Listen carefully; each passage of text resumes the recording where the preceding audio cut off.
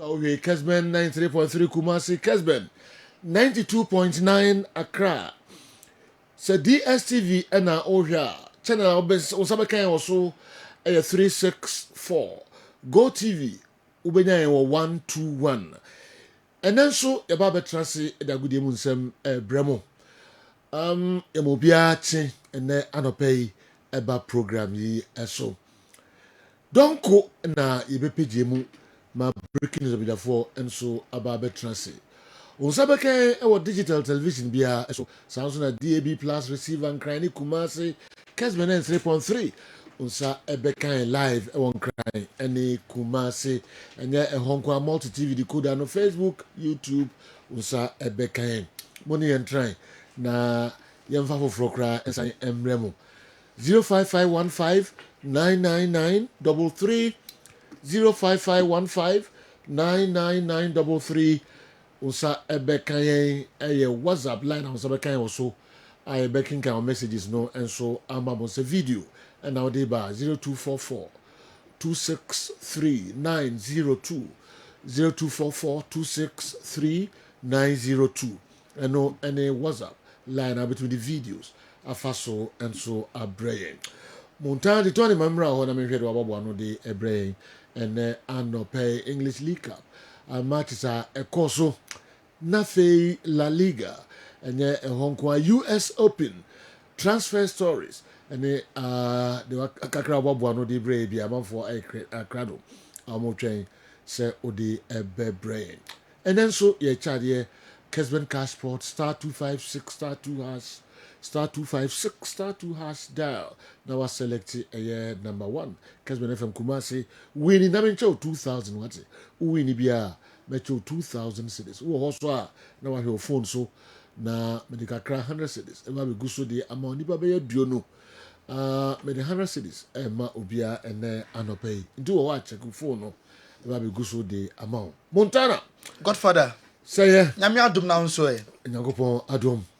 Na obia hu nkodi adwam dia obia hu nkodi adwam na keke na meba no nem so I busy nti TV na ebo office mi lo ne kakra sa na odi nkomo kakra why keke oye dey on say ye office no yeah on say time be TV ni suso yes. Na ye o si ti volume no but e was so sana na e ha no okay distract no because I na one nkofo di nkomo nti malo ne kakra na se keke no the office rather than or counselor say so for keke minim the man to me otimi minim so for keke than counselor minim say counselor no use dey no you we office one no na wan hu anya e ma mienu counselor no ye no so no member nkobi minim say o kasa o ma member ma ho dey keke na kasa me who say be ma ba no da keke na head also man no problem yeah I'm sorry you know work on a man 90% omo na no problems yes omo na chese omo tia no muduro keke be man be 6 months office wo nyina be ma yes me say kese na ye ne ko din komo na so o man office fufuro say so no ko o the one done counseling na wo ko na twa no wa share all right the name obi away my name is Reverend obi away me sure so na so for get to an high counselors kiki ubu one so atia sorry ori yonko so for kiki minim say agra bu se kiki atia sorry ebia na nenuanum nyina ye ma because affection all for man no I na too much ebia na nenuanum nyina ye ma yeah me say aso maka we no fansan baby agra grossa we no akọ school there bi and I will pack it so I started the megaphone tia sorry I don't yonko with that man tia sorry okay oye man clear mo sra bia man so man kwa man tia sorry yonko and na ukwada ye mentie for ene ahefo akwaba eme na so tell a friend some Midfield action airborne ye too far ye hen sama e koso e wa manane ye nhyase Free US Open and no tennis gym emu ayeshipa enra na day 2 and day 3 you remember man Carlos Alcaraz Obrepa now she eventually Otimin actually Lutu on every Australia they can 6-2 4-6 6-3 and then 6-1 what progress echo the next phase and you know and I qualify David Goffin on every Belgium and also Alejandro Tabulo a boy emano Korean 3 straight and David Goffin ultimately I qualify Jack Draper progress and you know Facundo Diaz Acosta Jannik Sinner Daniel Medvedev so ultimately I qualify way any memano dia and not that and so ultimately a boss so and big matches Novak Djokovic and Laszlo Ebo now Francis Tier 4 and then Alexander Shevchenko Ebeshia Madison Keys Emano on the Maya joints of free Austria and so Anna Ebebo Yako Emano so Afemwa Enwada Anastasia Potapova of Russia watching Annie Fernandez of Canada channel 82664 and then 75 now Sofiane Kane and so every America Ocha Emma Raducanu 6136 and then 64 Jasmine Paulini every Italy Ocha Bianca Andrescu channel 6762 and then 64 and Jessica Pegula American Baron actually Selby Rogers channel 64 and then 62 and way a man kakra etimi ekọ so US Open Yamra soccer Jordan Ayew enrada goal or shenko for ebisa se adenti na obabayara obankran yentimi enya a classic goal to said ye ohwe our Kessben television so enra na onya the first start ema the new club Leicester City weekend no boy e dey ma Leicester in the Premier League na so Fulham e show by 2-1 enra na Steve Cooper ema Jordan a start e won English League Cup against Tranmere Rovers. Jordan go no and our Kessben so 18 box na chi o de he bi a o kele ye e ma ball no so e kwa share ye Jordan Ayew about 73 minutes on your 38 touches now the passing accuracy no na 83% and na Jordan on your bad cry after the game was he ampa or enjoying the whole the mate no abon amana settle in enti first game na bad way and in the second game name or she go enti enjoyment na there e kwaso pa Jordan Ayew e kasai. Enjoyed it, especially against Fulham. I really enjoyed it, even though we lost, but I really enjoyed it. I feel comfortable. They welcomed me very well, and I'm really, really happy to be here. You know, the most important thing for me is to have a good season as a team and enjoy this season. And we have a really good team, so I'm really, really, really positive about this season. Especially we need the crowd as well to back us because the season will be very difficult. But Jordan Ayew now Jordan amana so how we can way Leicester City and Everton and Airball in the English Premier League. Jordan says a game on Saturday no must win. Am I winning Enra Saturday Premier League game against Villanelle can be also Musa e can 3 points. Looking forward to be involved, but like I said, you know, I stay humbled. You know, I'm here for the team. I'm here for the manager, and obviously, if I have my start, fine. If I don't have my start, it's okay. But the most important thing for me is for us to win on Saturday because we need the points. Clearly, Aston Villa will be a different test. A team in the Champions League, done well in the Premier League already this season. What challenges are you expecting from them? It's going to be it's a big team. It's not the Aston Villa of 4 years ago. It's one of the teams who are a top 6 team today. Whether you like it or not, they are top 6, and it's going to be a different challenge. But we're up for it, and it's the Premier League. All the games are going to be important for us, so we need a crowd. Our home games, we need to be positive. We need to make here a fortress for us, and that's what we're going. Yeah. Jordan Ayew, you're wishing the very best of luck in the English Premier League. Ghana, you have 2 games against Angola and in Niger. Jordan, am I in similar performance and can any bad club because goal I was here. Papa, go so cast and precious all Ghana so M1, Emanon, Intimi, and Chessa. Go no go for your said Jordan or Bagana. Yan purchase no M1 because and no Konya Park Papa no Muhe Gola on also Etimi Ashe.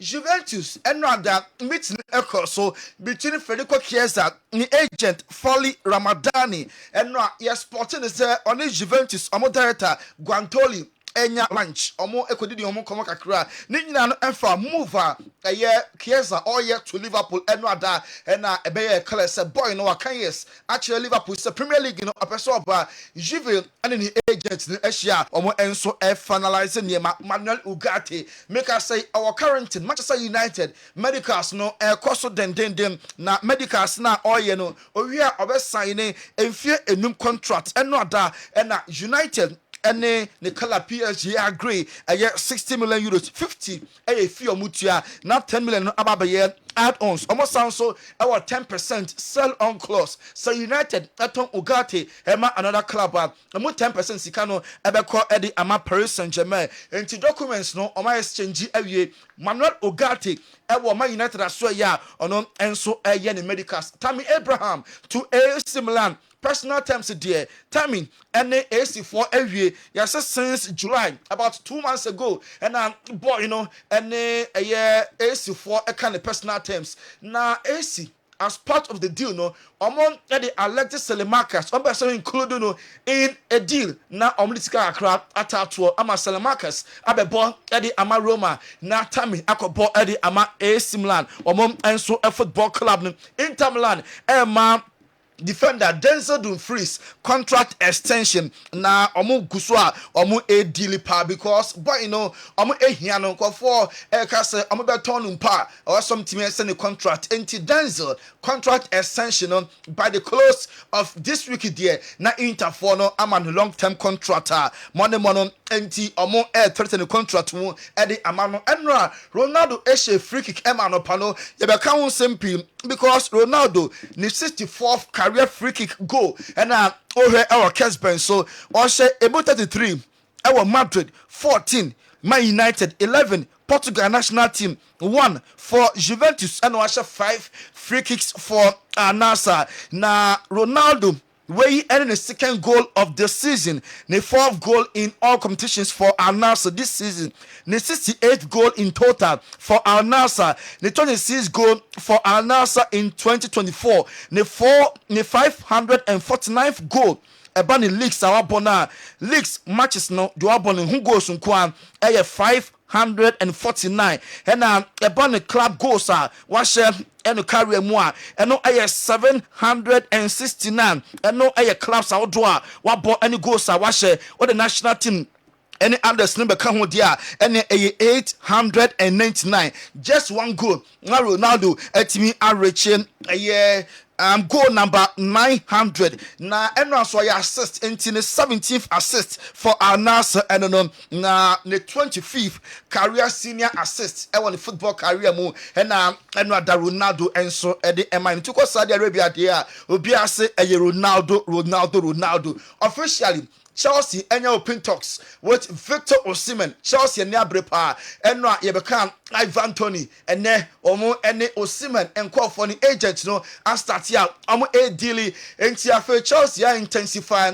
omo move for Victor Osimhen no eni bre abamu pa officially in competition no enso koso eno ada ena Harry Kane golden boot last year the whole of Europe or share more league goals obi 36 no eno ada ena ni goal award presentation no golden boot no eba so me ko Germany na ye how our presentation no eba so owner of the Golden Shoe 2024 Harry Kane. Thank you. How you doing? You okay? Well, here we go. Thank you very much. I appreciate it. Well deserved. Yes. Congratulations on behalf of Kicker and our European partners. Harry Kane, ladies and gentlemen. Thank you. Thank you. We a golden boot presentation the whole of Europe last year. On the share most goals at 26 and a Hurricane share yeah. Now or the Tujasa a Jumaden in life and for any football our ball and a Jumabia oh yeah. So person call them dia and just a Jumaden hard work na edobe kofa. Yeah, for me, whenever I'm talking to young boys and girls growing up who want to be successful, not just in football but in life, I think the two things that helped me get to where I am now is hard work, be willing to work harder than anyone else, be willing to work behind the scenes when no one's watching and when it's raining, when it's tough, when you feel like there's no reward. Those are the moments that really build a resilience inside you. And then self-belief. You have to have self-belief, otherwise, if you don't believe in yourself, then not many others are going to believe in you, your teammates or your coaches. So you have to have that from a young age and believe that. And the way a football MOBA and for any Juma we saw about football, say Oyen Centronio, say Oyen Mason, Oya Carpenter, Oya driver, Jimmy Bia, Oya Bia, no Hurricane say, just say Oya hard work, a Juma day na Ebema in Kunimdi, Ayo Chefa said, yeah, Golden Boot Award, Nisa Etimikai, and the way a messenger, Hurricane, and so a day Emma Yena. Real Madrid Ebebo Ochina Thursday against Las Palmas.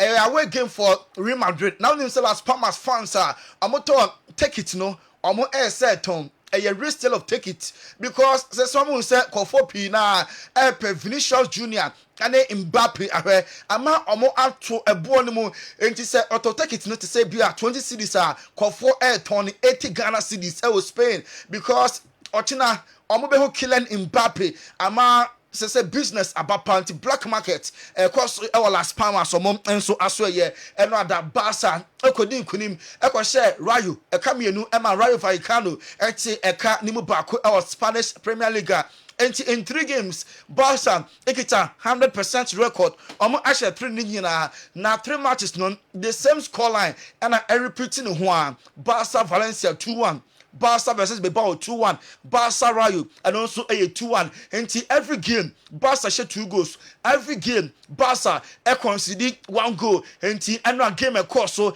and I will hear our Kessben television. So now another Danny Olmo and a free bench. Ebeke can ho Emma Pedri. Eshe go I can Emma Barca di Tomoka and a Danny Olmo Nankasa enya second goal. Our game man first goal in his first game for FC Barca. Now I know and Hansi Flick say 9 points now. Barca and the year name and first half no nanya cry because first half no na Barca truly so on Saturday omo read no match na dia and here more in the first half no omo fabi enka ho.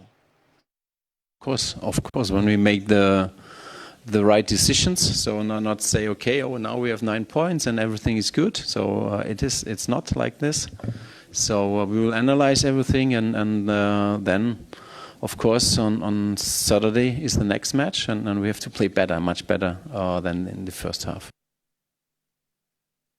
We Hansi Flick, Barca manager, Kakron so the 2 draw. Now Mark Bernal, young boy, the only 17-year-old, boy Ketwana, Bonkuma Faso, Emma Barca, and what they can say when you cruciate ligament. And Mark Bernal. And now Offrey Park in this and I will know our Kessben television. So after the game, Hansi Flick as the dressing room now ubia Barca ubia bottom because young guy 17 years and what the Monday hours through now so alternate between 6 to 7 months a hand in the power Hansi Ekasai.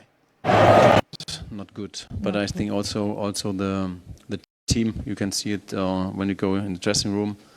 All around him, and I think he made a fantastic match this night with 17 years old.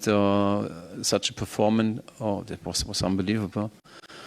But manager Hansi Flick and it's in Canada. Danny Olmo, Ababaye, the 690th player, were future Eddie Ama Barcelona La Liga history. Now in the history of La Liga, per clubs outdoor, Omo Eddie players do draw abroad. Espanyol, Ayusu 816 players. Atletico Madrid na second. Omo Eddie 704 players na La Liga. And na Barca Danny Olmo Ebeka Hua 693rd player were feature Eddie Ama Barca or La Liga no. And so I don't know. Now after the game, Danny Olmo Asia in the friends some boy Emma Rayo goalkeeper no Hansi I'm player friends Danny Olmo na down for power. Until after the game, ni Danny Olmo on it goalkeeper of Rayo and Edin Komonon and then a colleague and also about parking Danny Olmo and Ra or making a debut Emma Barcelona she go no na kwakoye and just some pass said yeah on a goalkeeper non Edin Sidi a goalkeeper in Jersey Amano now our Kessben television so for a bottled ball through so our Chelsea say oh no and I manage and name ye never say no according to Centronian Edin Eddie Karen Magua or yen Centronic Sepa or say Todd Bolly club no ne dia de na so said the course no onim ho hweo won jai ama agbali mo say omomom take a decision enti what be bia mendi tot bolly mendi na tem nebam abali ene others no and as say Chelsea era ne third de otne baby kra de course for Chelsea no decision bia ni ho a o make input onim ho hwe momientie Karen Maguire. He's not the decision maker. Clear Lake owns 60% of Chelsea. Egbali and Bowley own sort of the rest. And from what I understand, Egbali is now in charge of the Chelsea business. But he doesn't want the limelight. Todd Bowley is an ebullient character. He's very good for a quote.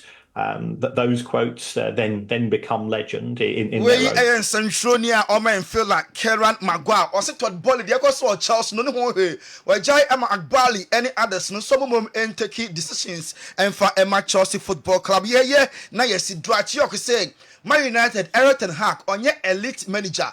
Man United a top class manager to say Carlo Ancelotti any Zidane Mososa Everton Hack there nimu Hanin Fisher, Man United and second for another person, Emra Rex Nelson, Arsenal. After the Katia, Yate, son of the next player, obey me every club no more, and so across Rex Nelson, the Kodia. Like I said, as a Wenger, the era no Abanawi year, the only player Wenger time, or far now, or that's all her Rex Nelson.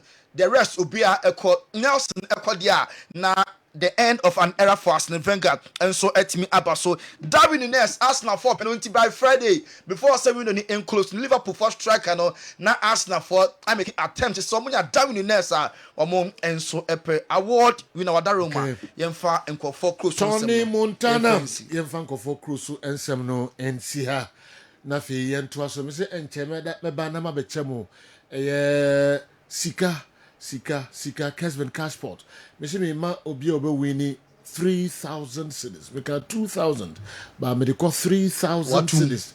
30 million. And then I pay winner. And no, and I be good phone so 3,000 cedis. 30 million. Enche kra. Me be good phone so enche so I would have always trust enough a stories no mu ye kakra Tony. Me my time bien so. Assume. Na Messi na me so the amount because who here pa help no. Okay. Me kwaba. Since you see nyina enim say Dr. Edmond Arthur. Okupiem ewo UK.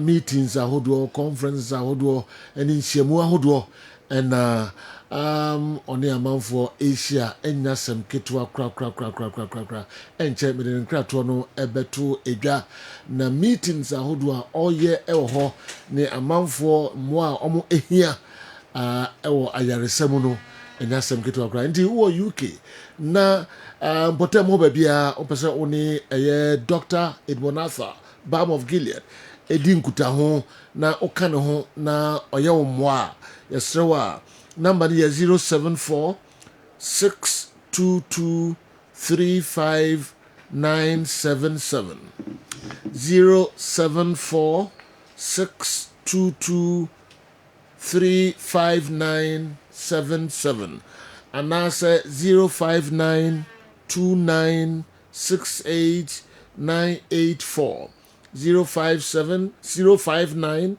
2768 984 any doctor any nkuta ho ewo Europe mem yefa doctor nkra to kakra na fi ya to so de amamu Balm of Gilead Dr. Edmond Arthur for mema yiri infinitentem sa covid de bae na veninga bi wo ha yi super na yesi di gunsu manum sene be a virus a ede covid no aba na ye covid-19 no ye betime nya stronger immunity na yabo sa virus no away ye sama eboaye be moma ye momoden say ye beye no sa ye lifestyle se yare eba na eba abrebia nso ye kan yare ho asem ye yare ho advert in terms of inura ye toto intimate say be ogin vinegar no die was say efie bia nya bi the moment obebu niti black na 10 mils odi begu 500 mils of water to say ni kita mi mu no ono mu a emo a woni pedue ni mo ye antibodies no asojafo no omunya apomoden omunya ahoden eba ne saa emo a ede malaria eba eye plasmodium parasite no omo ntimi nwura oni peduanim because what the kind esifa pem ne bambo bi eba ne sa emo de typhoid eba a omo ye bacteria no omo ntimi ma emo a ekofa peptic ulcer eba ye helicobacter pylori ne other infectious diseases a eye contagious and I say true pathogens emo anketu ayemfa ye ni hom no omo ntimi ma because enye duru food product odi agun siom be etimi introduce asojafo bia konipedwe ni mama wonya bible bi na ohwene mu eso nsiro omano na omo bowa na omo sinize kata cold na kososa hwe the moment odi BOG vinegar ebegun siom a obenom no ma wonya stronger immunity na apart from stronger immunity a obenya against yarewa no na esanso detoxify Nipeduano, adia de cancer ba build up of free radicals. The moment inuane ye di efia eko nipeduemu ene ni amatan tan ye hwehwea eko nipeduemu no build bibi no oxidative stress no obon se ema nkwamwa no nyini artificial nipebia wo mo retu a esen fifi ye friend no natural death of the self apoptosis but whereby cells no nyini ewo artificial kwan so no obon se edokokram na eba obon se abeto kon abeto onufum abeto prostate enti BOG vinegar product household product o se efie bi anya bi enu enti mo akra monko circle mo doma hinkro mo brekum mo tadi for yaba mo Cape Coast mo Kumasi the headquarters doso ponawo asia ha enu enti ye be stress product sejo maybe na me medical doctor ba ko me to full goyo na maxima ho no ana obichia menim ana so doctor so nti clinic say na ne patient bi a were diabetic in fact esa ne mani age oni mi say bia ofefefe bibi ana o kan confident e chere say vinegar no de agun nsuo o si sugar na stabilize the doctor greeted me and he exchanging numbers so do mi am de be chere exchanging numbers enu nti no me catch Ghana me was conscious antiquarical legend bia meaning permission to mention his name mebusa na say me mo din on air ono ankasa frame me say obeto ba ko say ni pressure na tiaba form yes Benya pressure intino nkabaya o small bia mana be to bisisi ya wo me ho yonom na me so omra me akra me to bia mana go no is special or too special so you are special obokotoka black stars let the nyamias in fact me drew goyo wa me permission me boni din me ka say me so tie me enti bio enye easy obi wa line so Romeo right obeso kasa kakra yes mama no kwan mam tibe sima ba ko pe na mesa ba back to you Romeo good morning Sajo me design na me mo na so Ako pa do misu ho ye pa Romeo na o ka sa free Oda ma se fie de mo kan ko no etita oda ma okay me producers na ma menya ntia se o pese o de asamba ko na menu bi tudwa e de efa balm of doctor Oda ma and in the video I can do that for me na ma no ito na ni ito ma fa yo na so in the future atama na o Kessben ko enzo o ba ba to me na future o to na me okay na me say doctor ejonaka abet na uji na bi na le do na o bo wo de lo ke jo anu odin de ko bu o Kessben ho na ya me no me na ho se e duro de bi doctor ka se enye enye de ba me ni wo me ni e duro se do ba ye say But that's why I'm not saying that. After they said the thing, after one year they do. After so, you tell you I'm want to come. But you never don't believe me now. Say you, but who we are. Wow. Say the wife not to be. Oh. The years after a while to do. Wow. Because the watch and the putting in a see. I see. 2 times to say, Mr. I'm not doing. If you're a doctor, will be a doctor. Now, who shout? If the one that tell me who the media. Oh. They do. They say, why they after born of people on community, you have to. You can't tell me. That's quite a power. Wow. And for poor may come for the moment, no matter that. No diabetes. As you know, we are no man, I think, I don't know, ma. They do. I can't look at the penalty. I'm not going to learn. So, some kind of ma. You know, look at that. A black one. But I'm a coma. And look, man, I say, what you have done. And now I'm looking to the no man do a minister of fair. Look at me, or minister of fair, and no, what you have done, no, you don't think to him that. I do him that, so go, I do a different year. You will be done. But then you will be done. Wow. You will be done. Yeah, you will be done. You saw about the man. You will be done. And that's some Kitwa cries, my can no me cry no, my boto cry, wow. Yeah, that's Dr. Sanders. I do, what do you say? Not forgot to make a man here. Okay. So, anyway, one of the canal, over 30 income. So, the whole diabetes, it's not the income. When I'm there, that's quite a place. They do the thing. Yeah, the Yankopon as Romeo. Uwasema onka emfa wadro no ho. Dabi, sorry, uviniga no ho. O say nyadro. Repeatedly we can say nyadro, but on no catch us say nyadro. When o send in a picture mami. Okay. Enwa na mishia no asia ha blibli ha. Okay. O send in a picture mami na FB team in kame mo de to so mo hu. O son. Okay. Oyobia no. Now Obia no need permission. Oyobia. Now you permission. They go catch me say, I mean, why you ready? Why you ready? Seriously. Wow. O send in a picture mami na. In fact, Sina Romeo yadasi bebre. On them say no ye manager for Brasame musician no. Oh, okay. Yes. Okay. In fact, Osun. Now ready we Osun pa now ready current state. In fact, yadasi Sina Romeo. Etie for ye pamacho. Bio Jim Vinegar no enye drew. Yeah. But in fact, I was if ye be enye bisiwo. And nam no wakoto in Miaba no wakoto. Na wodi bia gunsu masuki o me chemicals na fro na de bia gunsu na wonom. In fact, ebrofo na wabo a wa wado ebrofo no wodi efre me. Metro kakra wodi be gunsu ma spray ebro no so fa friends you keke afa spray ebro no. O koko fo a. Say ebro nyina edibio. Koko fo mpa.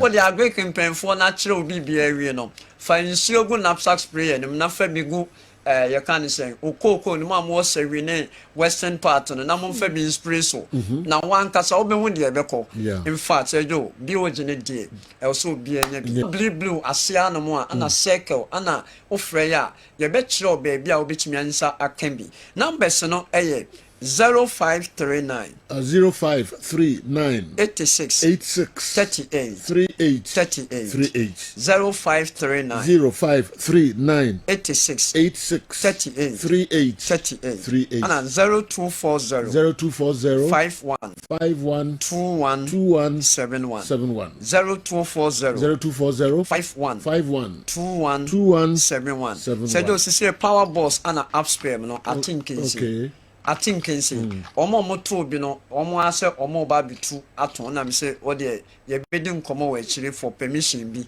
enti power boss ana upspam o ye bema I mean men ha ho nto box no o de to ba akope to ba akope to small ones na ye ne ba akope men to box obia obefrem so to bia me man en to box me man ba akope o de upspam account with strong man money you can say renew me and a slim jabba a beboa o pese winner results na results no nya ni a unya side effect there power boss we bema e man ntoma omo ekunu no na omo ni e ofie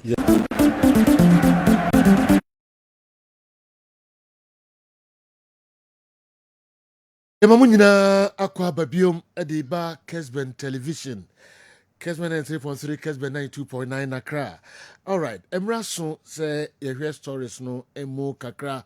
Na misi enche meche a year 3,000 cedis. Star 256 star 2 hash star 256 star 2 hash na what daily a select a year number 1. Kessben FM Kumasi na minchao 3,000 cedis. Wati sisia minfanchao. Enti uwinia ene matum me de call a year 3,000 cedis. All right. My first message if Toronto, Canada. Kofi and the free ho ebre.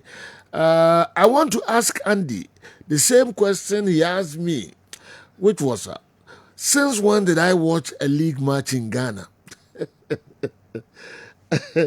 Kofi, Toronto, Canada, 67-year-old Kofi, Toronto, Canada. Okay.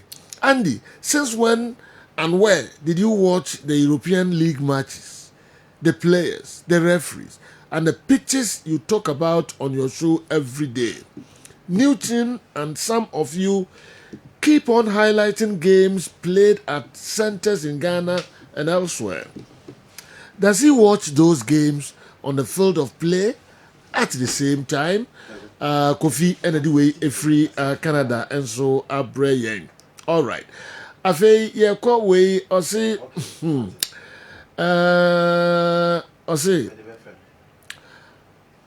the last time Sergio was asking about the last time a player from our local league went straight into the top flight league in Europe. Nada Benasomoa is moving straight from Asante Kotoko to Celta Vigo in the Spanish La Liga. I want to know, when was the last time a Hartlepool player went straight from Hartlepool to the top flight league in Europe? What's your crew's take on this?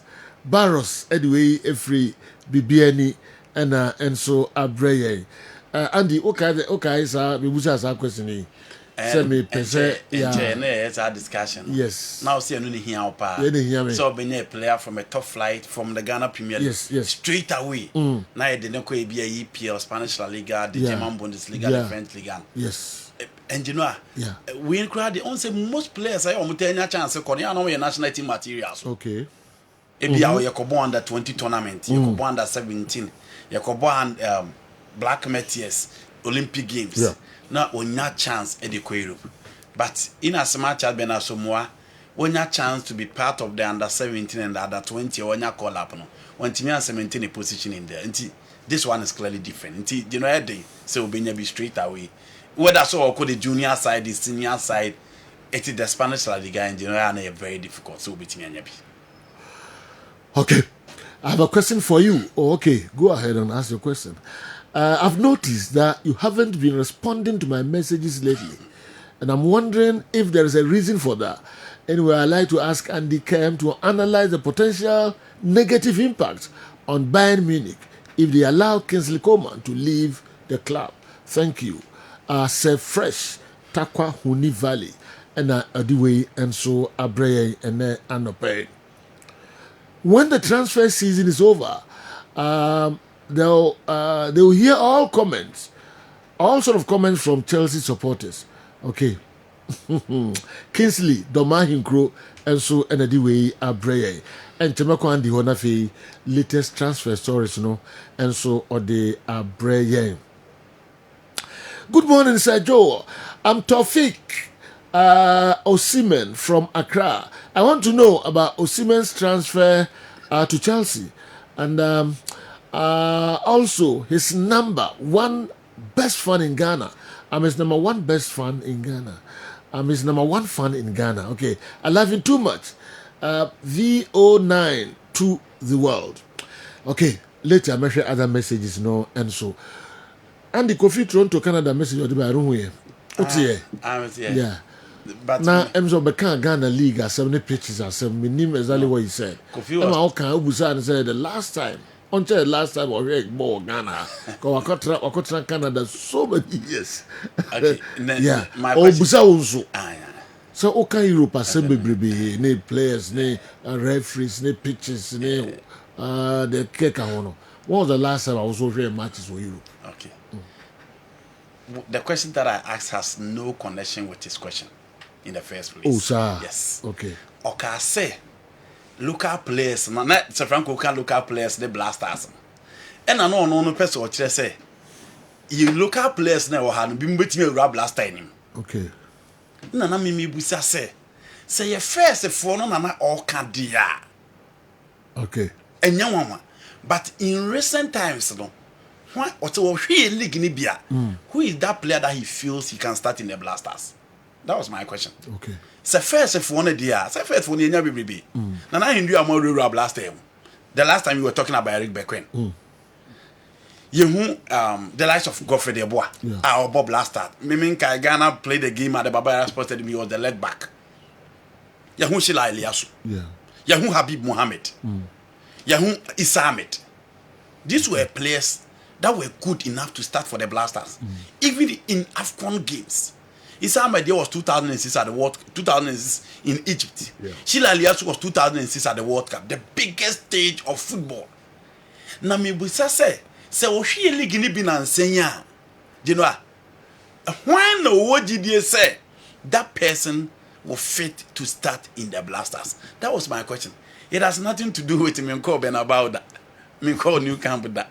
Minko Alliance Arena. No. I'm saying that. When was the last time? Also share matches na Europe now can won some pino. To no NJ bi Ghana on to me can one semana. No. Okay. So you know now we born we be abeda kan one. You born na we be. Obeda kan one sem say you are doing it simple. Say you born na we be. Well, you know, I think if he feels there are players in the Ghana Premier League that can start in the Blasters, so between the players number for us to analyze. Okay. I only ask a question.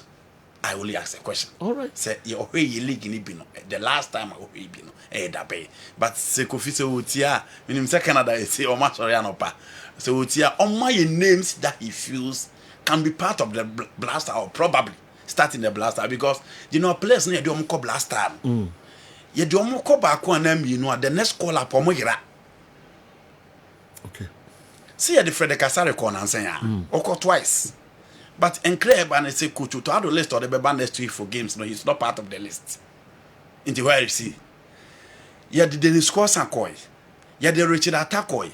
You had the Glassner or Kokoi. You had the Ibrahim Morokoi. You had the David Abagna Koi. You know, some place where you come as a money now. Obien to mean maintain a position in the Blasters. May I believe in coaches who feel that your technical abilities, Jonathan Sowa was part of the team. Fatah was part of the team. You know.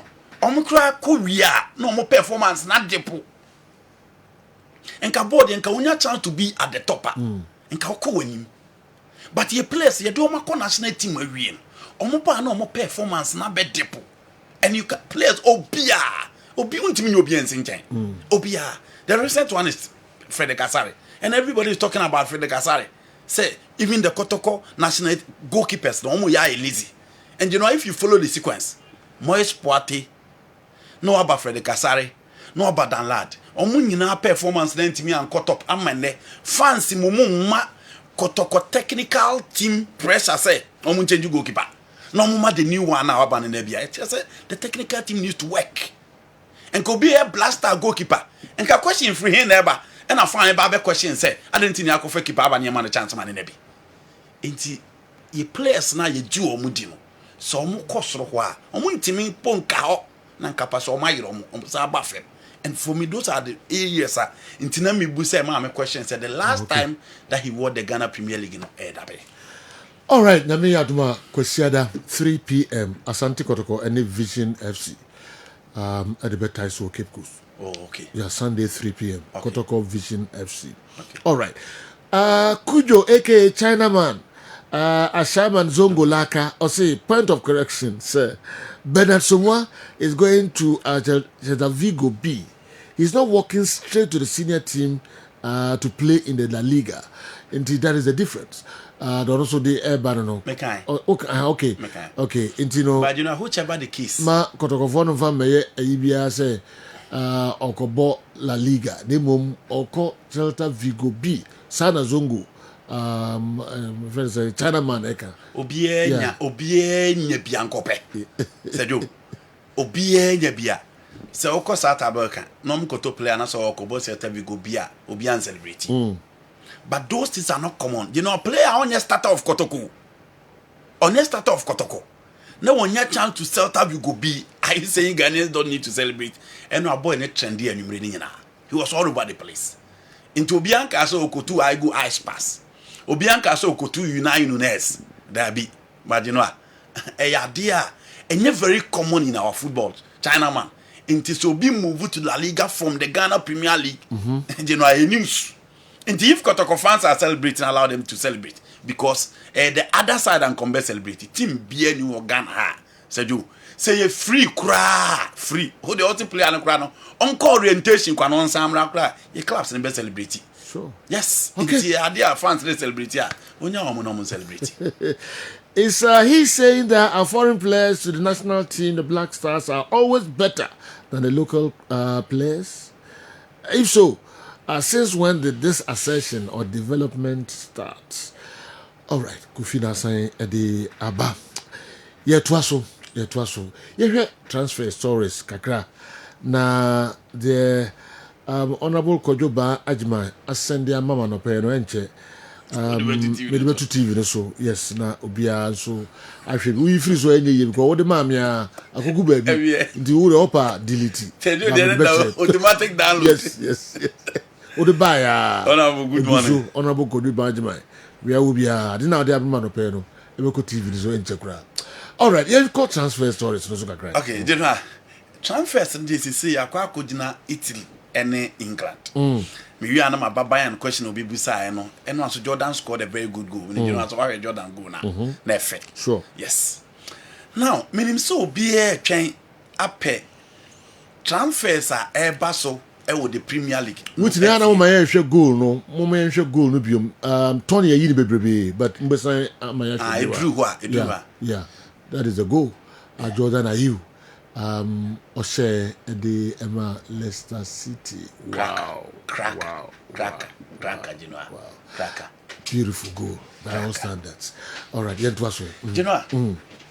Obi a train the transfers and say a baby a nine wopa the Premier League and the Italian Serie A.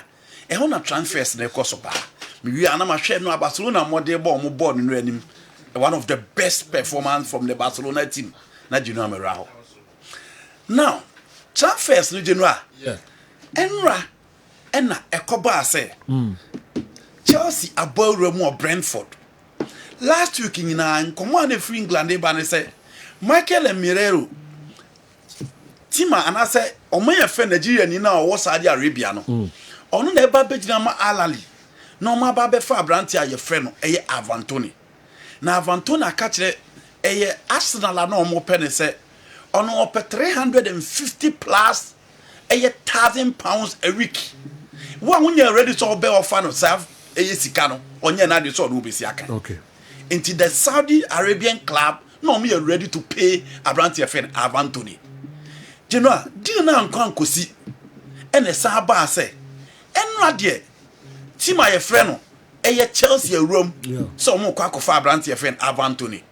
Into the Chelsea fans na bi mani age na bi mo nso bu say oh nti Victor Osimhen de na amaso.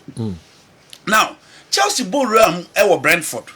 Omo ko en Brentford say sika omo person omo ton Avantoni no eye £50 million. You know Avantoni can 1 year contract e Brentford. Okay. Next summer na the contract na Chelsea see there be omo hia branch ne there because they need a striker. But omo are willing to pay that £50 million. Omo are ready to omo bet you £38 million. Yeah. And a Brentford for say there be £38 million the omo are ready to omo budget. And no concur.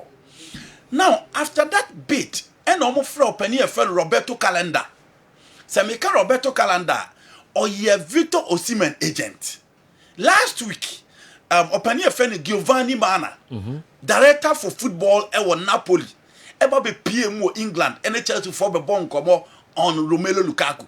Sabre ya meka say Romelu Lukaku ababe do Napoli see Adinra oba be any medicals no mahwe amani emetimi akoye Adinra Romelu Lukaku video no na etwagu e wo TV na so no Lukaku ababe lande wo Napoli oba be ye ne medical sama nyema nyina etimi akoyi nti Lukaku ene hye black shirt general or the air nti that is it for Romelu Lukaku until last week Giovanni man by England the discussion we no mo be ye but after Lukaku move no be enim se nko mo beka Osimhen de na to aso ena almost there be a separate deals no more ko into omo wie Lukaku de ne dia now it is the turn of Victor Osimhen okay etiano omo fra Roberto calendar no omo ka che ne se enne omo nya set Chelsea the official bid beba ne na bid omo de ba no 65 to 70 million euros eno ni sika omo de breti my friend in Napoli yenim se Lukaku asa Babylon di Osimhen komo no be tietia because Aurelio De Laurentiis ene mpanimfo ade atum sa brantie no enya de sa fi obesi akan e de ababubu kwa ye friend in Napoli it is sa dia sika na omo twen se sika no betimi aba initially na Saudi Arabia for ne ba so omo pe eye Victor Osimhen says no onya ready so oko eye omo ye friend in Saudi Arabia no be any say PSG for ne beba but after Goncalo Ramos injury PSG for ne believe say this is the time also omo ma eye Abrante friend Randall Kolo mu any chance na osi akan e de ma PSG nti omo nkofa striker bi ama Goncalo Ramos ho toda ono abetimi aba ka ho amanye matimi akoyi Arsenal nso are looking elsewhere meba ho nti Arsenal nso amfa bedanko nti se ya de Victor Osimhen any church in penning for twetwe nkomo mo he said ne omo debate ne beko na ne matimi akoyi na otimi aba be si akan e de ama Chelsea ne no na church supporters ni be say omunya striker ye but je no akire ho kwan da ho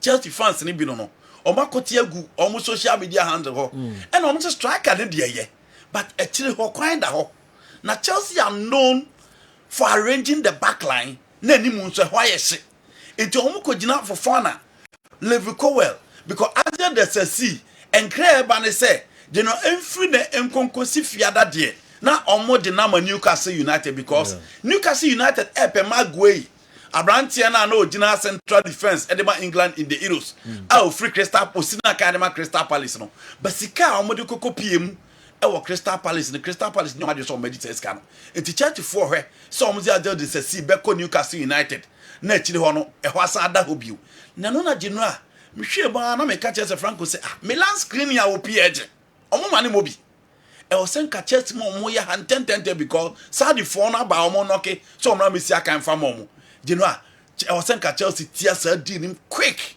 na omo ko say sa move no because so unya Milan screen ya wo chiri ho now man for fun and kwana nya Osimhen or top general top 4 no be rem easy because stability at the back you have a fighter up front you are good to go and the Chelsea fans no raise concern about defense no I agree with them Osimhen move ne ba so here because obenya Osimhen and Nicola Jackson e wa animu ho ba ko ama ana ba ko bo ana ba ko abeyi no so the be ya obetimi rotate omo in most of the competition e be ba so but general defense ne so omo nyobi ma ne ba begina ho a eno so ebetimi aboa still on our studio Man United for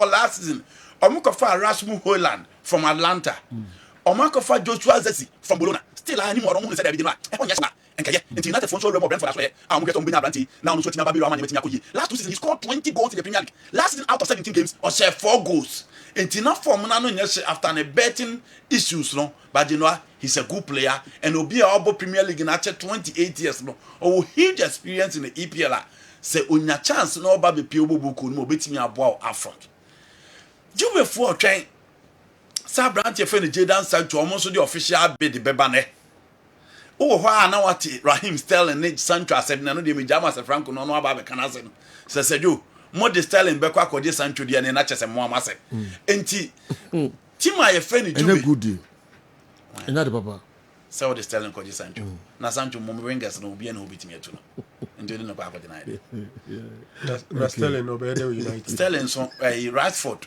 Rashford how the Sterling be kan just be good team akwadefo mi no o mehwe And I did not Kebe Fair Sancho. I could be unfunny. Right, and never him Sterling. Kebe Fair Sancho. And I said, you. So no one's about left to one of them. And I do not.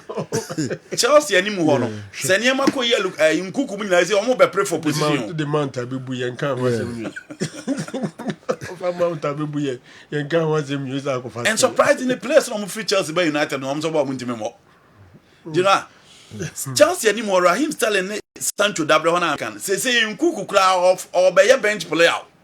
Because on the left, Mudrik Dianano, the coach, the man who went to me into the ono crowd or quetry. Now, Pedro Neto, Jao Felix a boho, young France go Palma 17 position or 10. A Chelsea in Kuku, Pedro Neto, Jao Felix, the 3 players who fight for the left spot. In the Hodia Sancho Memukra. Into Chelsea and options or the fun out of the pitch on with your arrowhead and they are good to go. Into that is it. It is Sancho dear. See a juve for her said ne omo edisi kabeba no ma be catch Man United for so my ready. Bid is saying na general omo betim yaba. United will be ready to accept the bid. But Jadon Sancho Sika or I was so you know need to push things away from Sancho. Me a straw passing in Sika na original. And Katima your friend Borussia Dortmund and come back about before my dear because and so by Manchester United bobu kudima you know ni fan famu bin kuma famu baby in her opposition so far as for Nafa Ganacho Nafa Amad Diallo na so far Antonia or your fifth choice for a Manchester United wings no into a betting say obetimi atana bobu ni sika nso and for me the talent na kwaduro the earlier will be move to a new team so could you Juve 10-10 January Samuel Bangula mu any can be aso mu na 1-10 wa nti ho de okwa obetim di kura akwa kunye biabo nti that is it for Jadon Sancho now Juve Kujo ante ne ho ase emeko Juve ho ba Kujo China man sila ante ne ho ase Simon Zongo Laka. Your question was very clear, Joe. You asked if any local player in a GPL, okay, walk straight to any top league in Europe, make an impact. How is Benasomoa going to Celta Vigo answer your question? Fact is fact, and we shouldn't twist facts. Okay. The question was, impact. The question was, when was the last time a Ghanaian player Yeah. from the Premier League, Ghana League, he moved straight into any of the top 5 European leagues? Yes, okay. And never, I Okay. don't think a make impact. Benasuma, wawura top 5 no bia na. I'm sorry. China man say Celta Vigo B. No, Antisa. Antisa. I'm sorry. I can show you. The agent who did the deal is a friend. Okay. He's a FIFA agent. Okay. And my friend Elia Namina, 19 veterans, and no throwback. Okay. Yeah. I said Benasomoa is 18. Now, he is straight to Celta Vigo. He has signed a professional contract with Celta Vigo. It's up to the coach and the team. So, we will win his strength. So, we win his strength. No full there. Obetimabo senior team A now. He will play there. But so Mususu say 18 to Uncle Bo under 19 now. They will use him in the under 19. But they will register him with Celta Vigo as the senior team. He has a professional contract with Celta Vigo A. Wow. Okay. Okay. Like he has signed is a move from Asante Kotoko to Celta Vigo or La Liga. But then so Kodru na so mo says no mo feel say na how they know untimi ra first team ni mu a they will make him start from either than 19 or yes than 19. That is what he told me. Oh, okay. Inti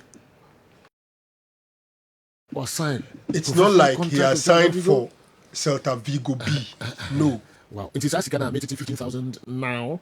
Na so almost sign our team A no minimum $300,000 or whatever. And also free hefa. Second ne ko there. Second contract do sign and can boom. What sign? David say. But you do ko B. Debbie. And I say, Utmibo is your mama. Yes. Okay. You see, two contracts are involved here. Tell us. There is a contract between Celta Vigo and Asante Kotoko. And there is a contract between the boy and his new club, Football Transfer Society. Now, between Asante Kotoko and Celta Vigo, no, a loan and a Kotoko, the name of Celta Vigo. But still, the boy and Celta Vigo, and Subenya, or more contract. Or more ever signed between the player and the club. Now, club not yet too sure about the boy. So the new part is a loan deal. And based on the loan deal, what I don't know, there's a figure information. Say 300.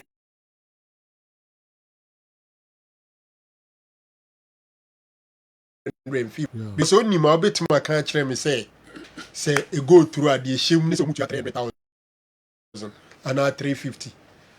But what I say. So that those figures are quite speculative, but I don't know. Say be o negotiate the option to buy, no, say the amount of bebem and now say to buy and 300,000 minimum. 300,000 minimum. Yes. Good. Yes. But as it stands now, the boy has been transferred from Asante Kotoko on a loan to Celta Vigo. Okay. Answer good question. This is in Menya walk straight to top 5 leagues. Yeah, it depends. It depends. Yeah, for now we can say it. So we're moving from there to there. But say Obetima making impact is another thing. But so Nyako. Well, yeah, he's moved. Into no Midfield say we move to top 5 European league, yes. Because the Spanish La Liga is one. Also, besides, when was the last time a Hasbro player moved here? I think say if you ban here the end of year, Switzerland, Zurich. The Zurich or Swiss league is not one of the top 5. Okay. But at least it was also from the Ghana league to European major European league, but not one of the top 5. All right. And now was Juventus. Would it be Biom by Bessan Biom? And then one did you want to Bakoba me or Bibi Cracan Hopa. Somewhat a deal, no? As an annual also called Scotland. May discuss so Bicham United is a fullback, no, also go straight to Scottish League, you know. It gives me some sense, and me person came we na me. I said it was one. A coin see for our talent, you know. Oh, boss, me that's bad. I want me. I do not want to stop. Our chrono is trouble.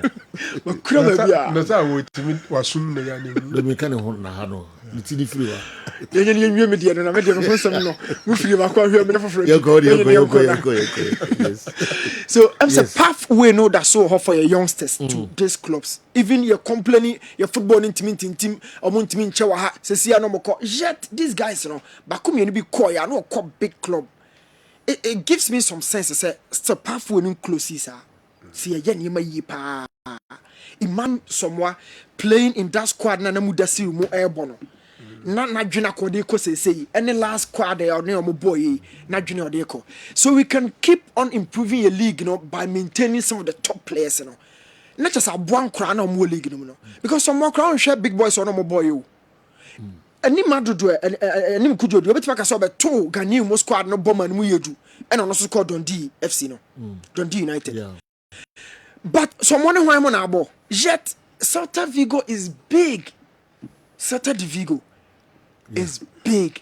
Club na did Celta, but more Vigo is big. A big club. General. I can't say bebre. Say my boys in the butcher. My boy being kitchen crowd more banner. I'm one who I'm on our ball. And they kwenya di smooth Jilia Wokwe. I would say a second be Ghana football administrators. Say, we team no bit my Nenketwano because Nenkro PCC. When him say Augsburg, the invite, Ebre, Peter Amidu. Okay. Before somewhat, yeah. In fact, I'm pushy but eventually, me name see ya Oma Mananko. Nanko mu person uncle Jenny visa crackeke. Nanko mu pushi nomra. Or no the end no person or bano mo cheno for 1 week. Okay. But maybe for whatever reason, when to me uncle. Ushe Aeronacial na yeka na semo 19. So mo 18. A free year ban ye kono no around 20.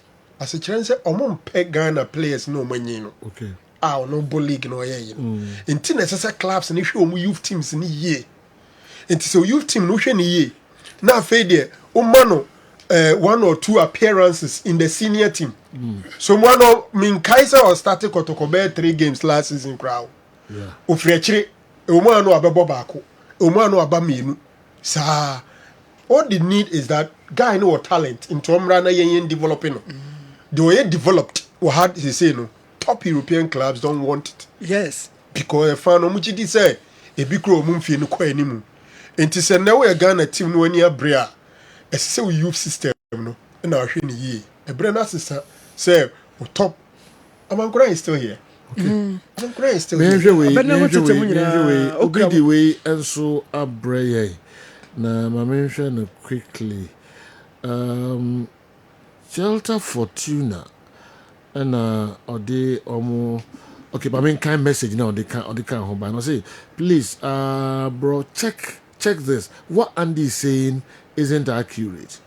The player is going straight into Shelter Fortuna.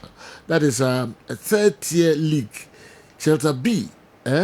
Now he's going to play with the B team, not the first team. Which the Obidi Abba. And Shelter Fortuna no Oko Celta Vigo. Unza over picture no mo de ba. Picture no mo de to so no kra so. Omo so mo picture na mo de to so no high. Unza Celta Fortuna wa. So it is a Celta Vigo.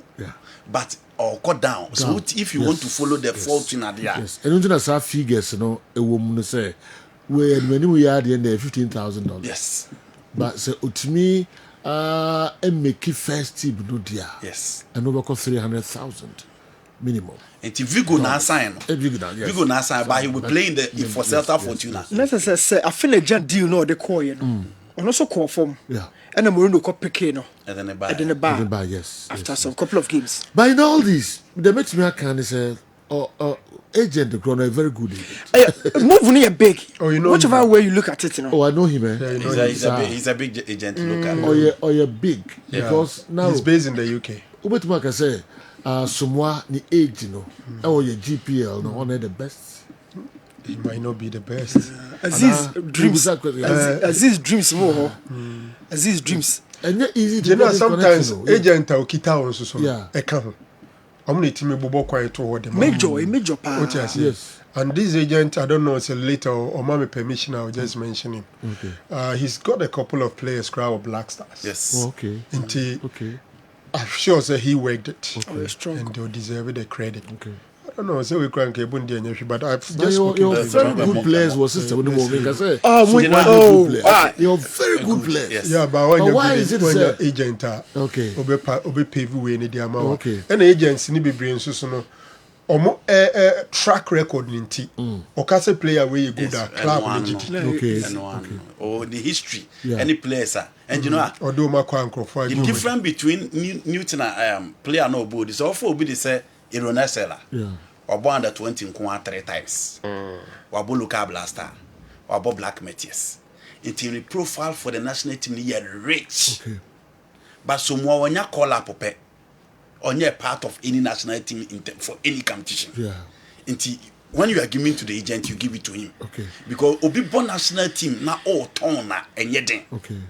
Your players na omunya a chance. A free banners and your national team adino ko bebre. Okay. At least ko akwa Africa here. But the national team gave him that platform. Into so people national team no changes no but in tournament. So all turn na omre. But this is someone he's not even a starter for Kotoko. Yeah. For agent to broke that deal, you give it to the agent. Okay. You know? The American agent now the teams, you know. I don't know. Because the club we met to match for years. No fire on Koni. Clubs don't fire on Koni. Fire on Koni. Fire on Koni. Obet me a sellable place. Struggle to do. And I consider age, you know. Yes. Someone any players are the earlier you be a feeder club on the better. You know, say ultimate year unya 3rd division. First and so I said, your man on your course, no more 5 division. Yeah. But it's almost over your course in a player and you know your team Bianco, our boca. Yeah. And on what 3rd division account. Sure. And answer over 2nd division account.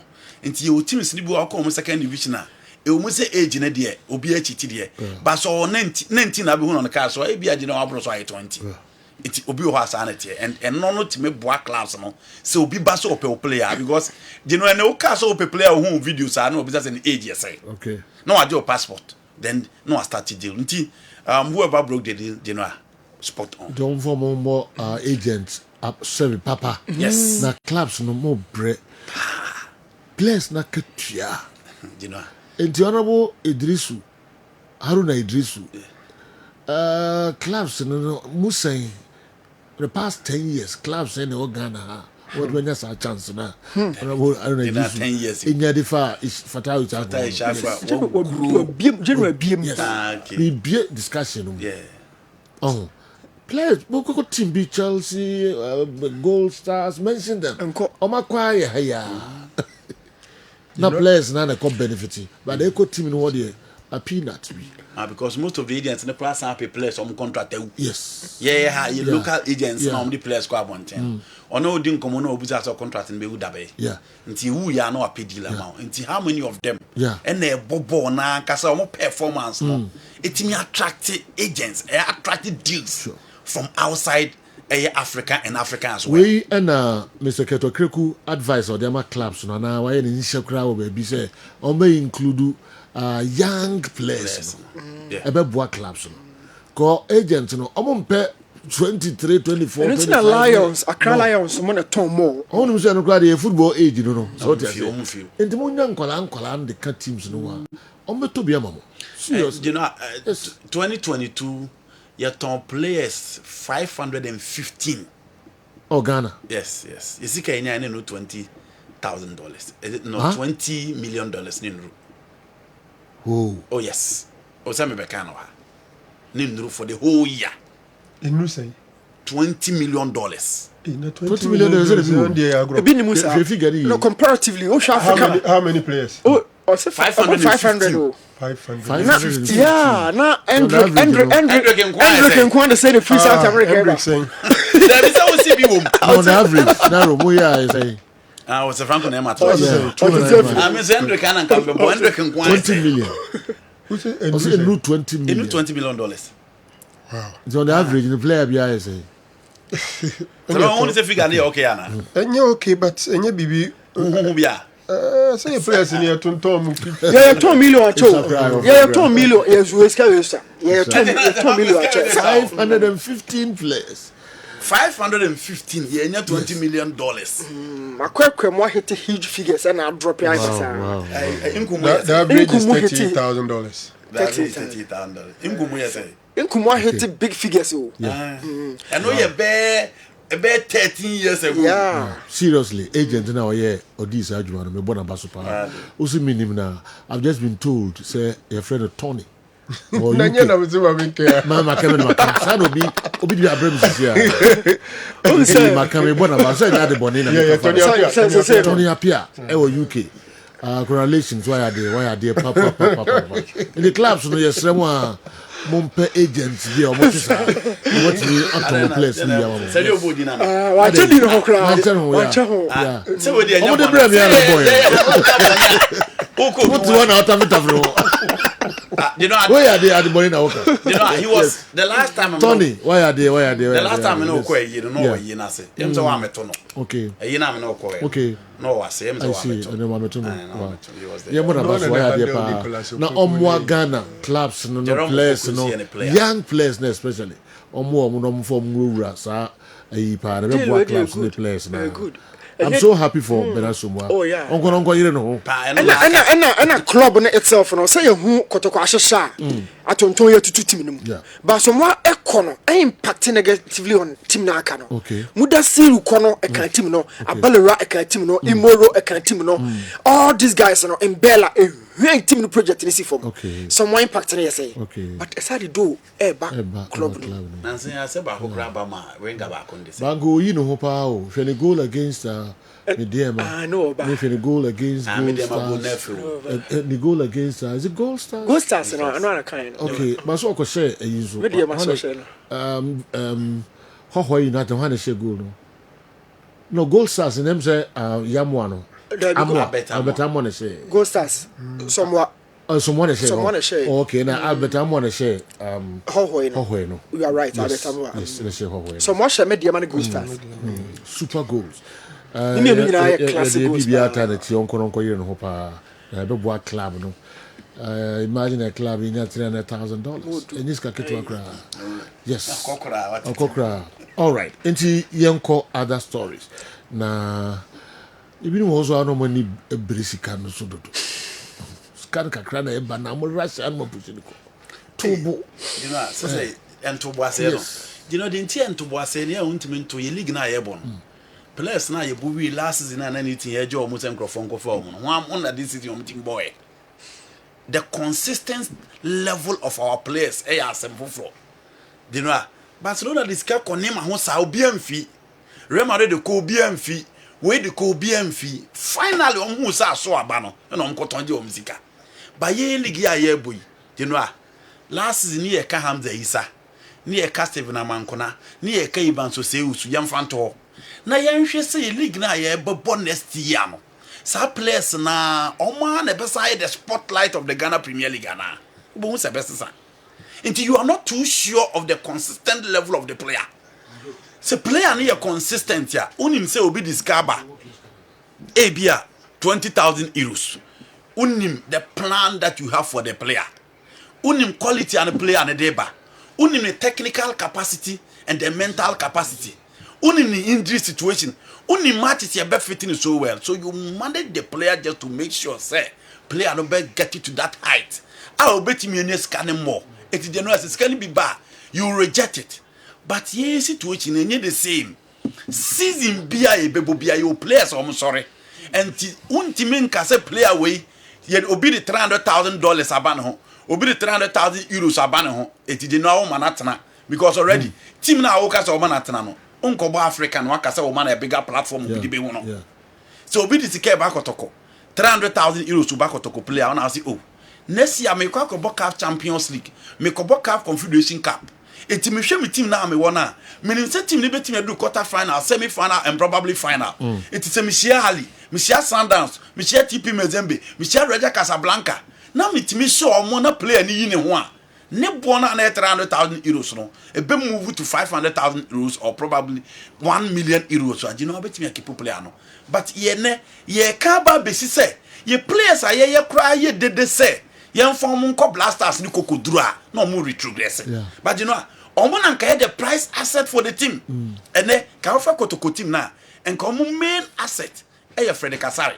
Because on the national team material. But what is the situation now? Yeah, you say oh losing the position. Am I a second keeper there? Emra med them. So offer all the clubs and count national team material the main asset.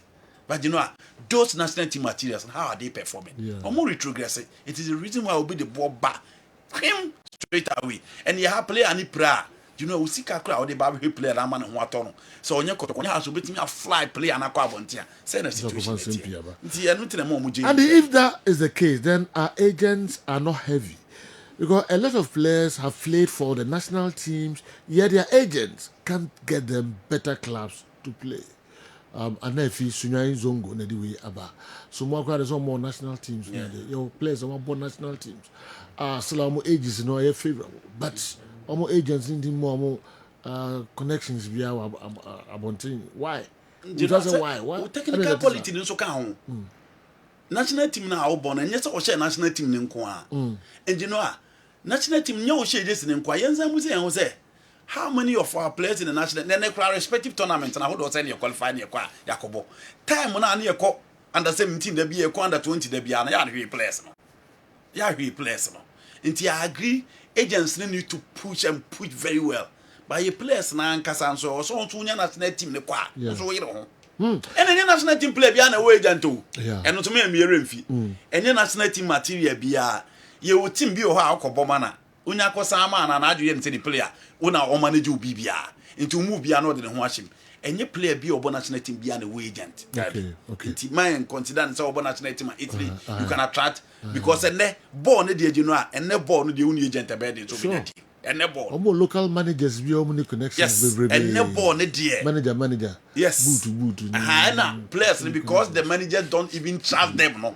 So when you be a Yamisum, Any obi a why na be say the besi bi amfa ho a odini sika esen hwe players mu di no a ya na ede edru baby so a local teams no anti na omunya connection bia wo Togo Benin ni ho an mo push on players no ko no o the man local clubs no mbeso mbetu sika no unim say Ebony edi tenedu edi ma Lagos cities free oh mo dia monye no na munya connection bia na transfer na ibia ma na 50-50 nyakopon adom kotokwa befa player no sike wom ye 180,000 Ghana cedis 1.8 billion kotokwa training na ama Lagos cities bepim ne Ebony for action Lagos cities a choma everyday stories scanning se bia kotokwa ntua o matua 3 weeks cry o matua scanner more than 3 weeks cry dia ama Lagos cities sika kakra Ebony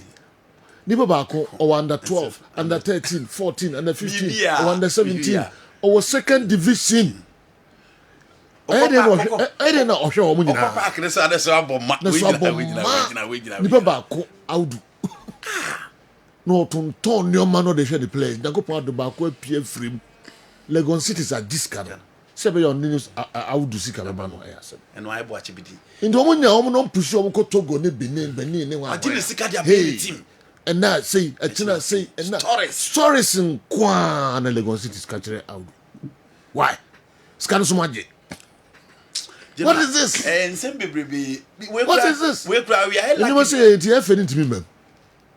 You know, we just have besides, I want to me, who Jai Nipa? Oh, who Jai now?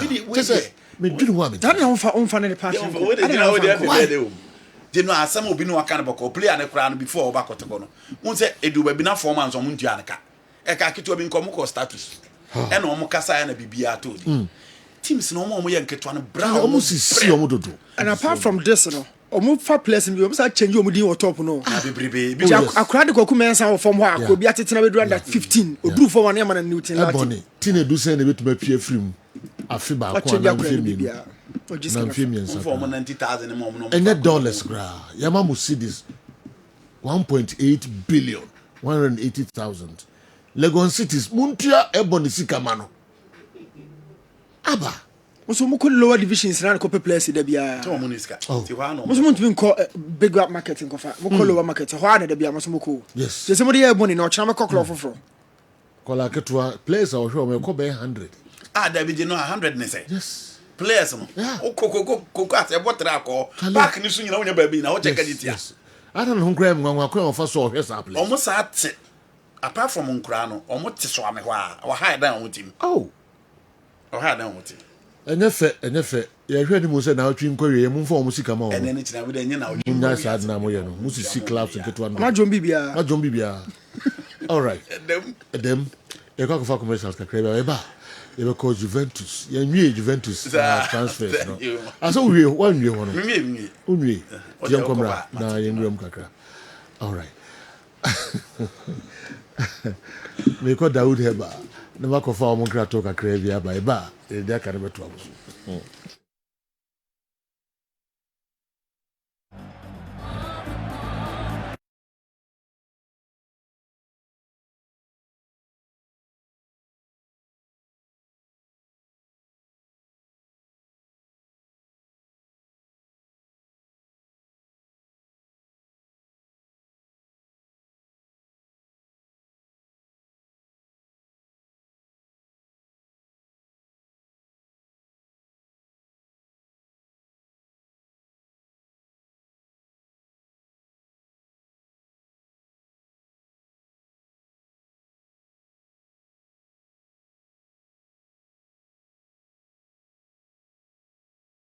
Kessben 93.3 live on Kessben television. Yani Semens Heba ebedi nkomo kakra na fe yatoa dwumede no eso eat well edidipa etisai general nyankopon adom me ho ye pa nyankopon asipa no odua na ekoyi a na so mente sa din na be kire kwan ye fa so didi okay all right nice one then na the brain yo general meda CP biom na abedwafo se adomase na etiefo ne ahwefo nyina nso ya ma obi bia kwa ba e de aba Semens Heba clinic ayo kumase asokore mampo ne aka kyerɛ sɛ o ba semens a yade bia ɛwɔ ho bia onyankopɔn nam semens so ɛbɛboa wo na nso watumi ade wo ho afiri yade no ho wo dia ne sɛ obetu anamɔ no aba kumase asɔkɔre mampɔn yɛ ne asɔkɔre mampɔn rural bank no edi nhwɛ ni mu sɛ o ba semens a ubenya ka o Dr. Mensa du Dr. Mensa weti se pa mampɔn pa akoso me pa cha tie ne pa sɔkɔre mampɔn pa akoso ɛhɔ ka ne bi na abefa ofura maka che driver na mate ni se me kwa sɔkɔre mampɔn nanso mesi wo station anase Roman asɔredan no anase ba bia na sɔkɔre mampɔn hene statue ni si no o yebesi wo yesi wo pɛ no abusa semens ye ne edwa nanim ho na abesi ntu ye ne dwa no so ne bɔ ho ti sisi anu aduru honum sanso no mo mfrin kran so ba no emra mesi wo kwame nkoma suapon school nanim ho tech usi wo tech a no afra sɔkɔre mampɔn ka usimesi wo semens herbal clinic wonso ye ba besi ye nim ho pɛ na wonso waba ne ahwɛ wo kama na semens herbal clinic edin hwehwemu ankasa edi egu akwam ansana edro bia wo ho bia de ama anase any other therapies aye wo yaso ye ho ni nyina no ye de aka ho ene se bia wo ba no wo complain bitterly bia me honam ye basa e wo se ye fa wo moja na moja ne ye de collab anase obi wo ha wajanan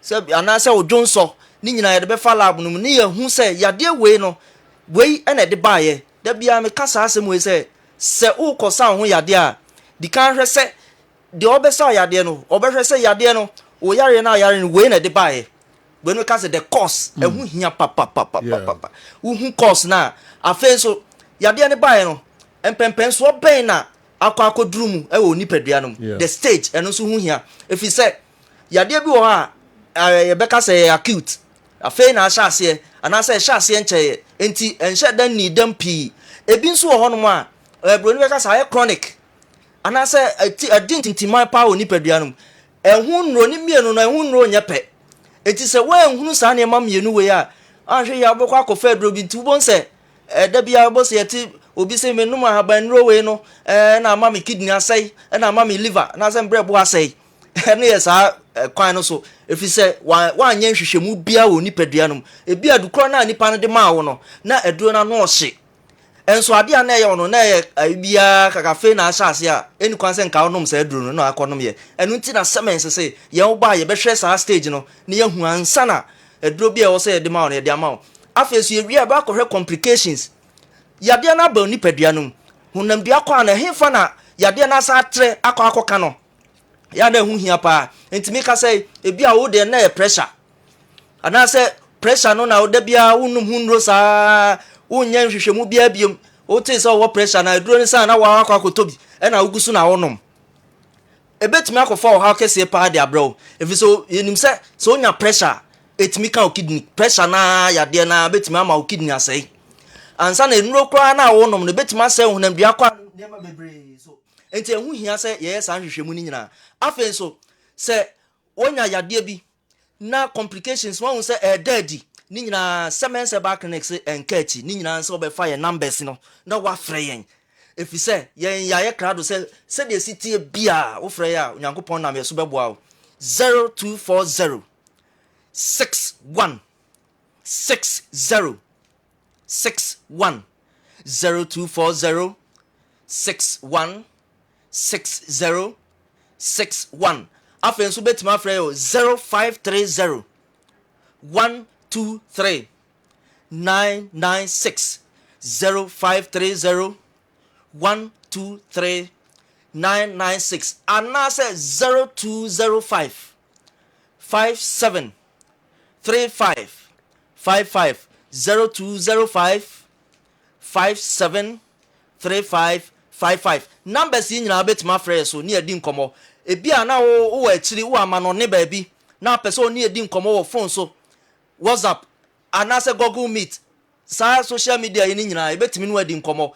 efise semens se ye de abrochira ba Ghana enti uba bi na ye o ya denden ebi a uti pai wo pa wontimi na wanya stroke akawa to form o bre o tete sabi onan wontimi mpeja onan wontimi nante waka akonwam anase o dampa so wontimi nya ho hwe a yesi frɛ number ni sisi a anase me ka sai o de no de ayon say ma o sisi achia sabi unipadua no ama wo be makura mpo ntimi nsore be pauto fresh semense back clinic na semense muaw enam nsa yade ahodo ni nyina say gonorrhea syphilis chlamydia genital wart human papilloma virus and say herpes simplex 1 and 2 ni nyina semense freyen na ye ni hu nkomo ana any other infection bia junso mu haw junso twa mu haw bi en wanya me pauto fresh semense na semense muaw we bema sabi wanya oligospermia o sperms no nkwamwa no wo fom enti ntimi ngo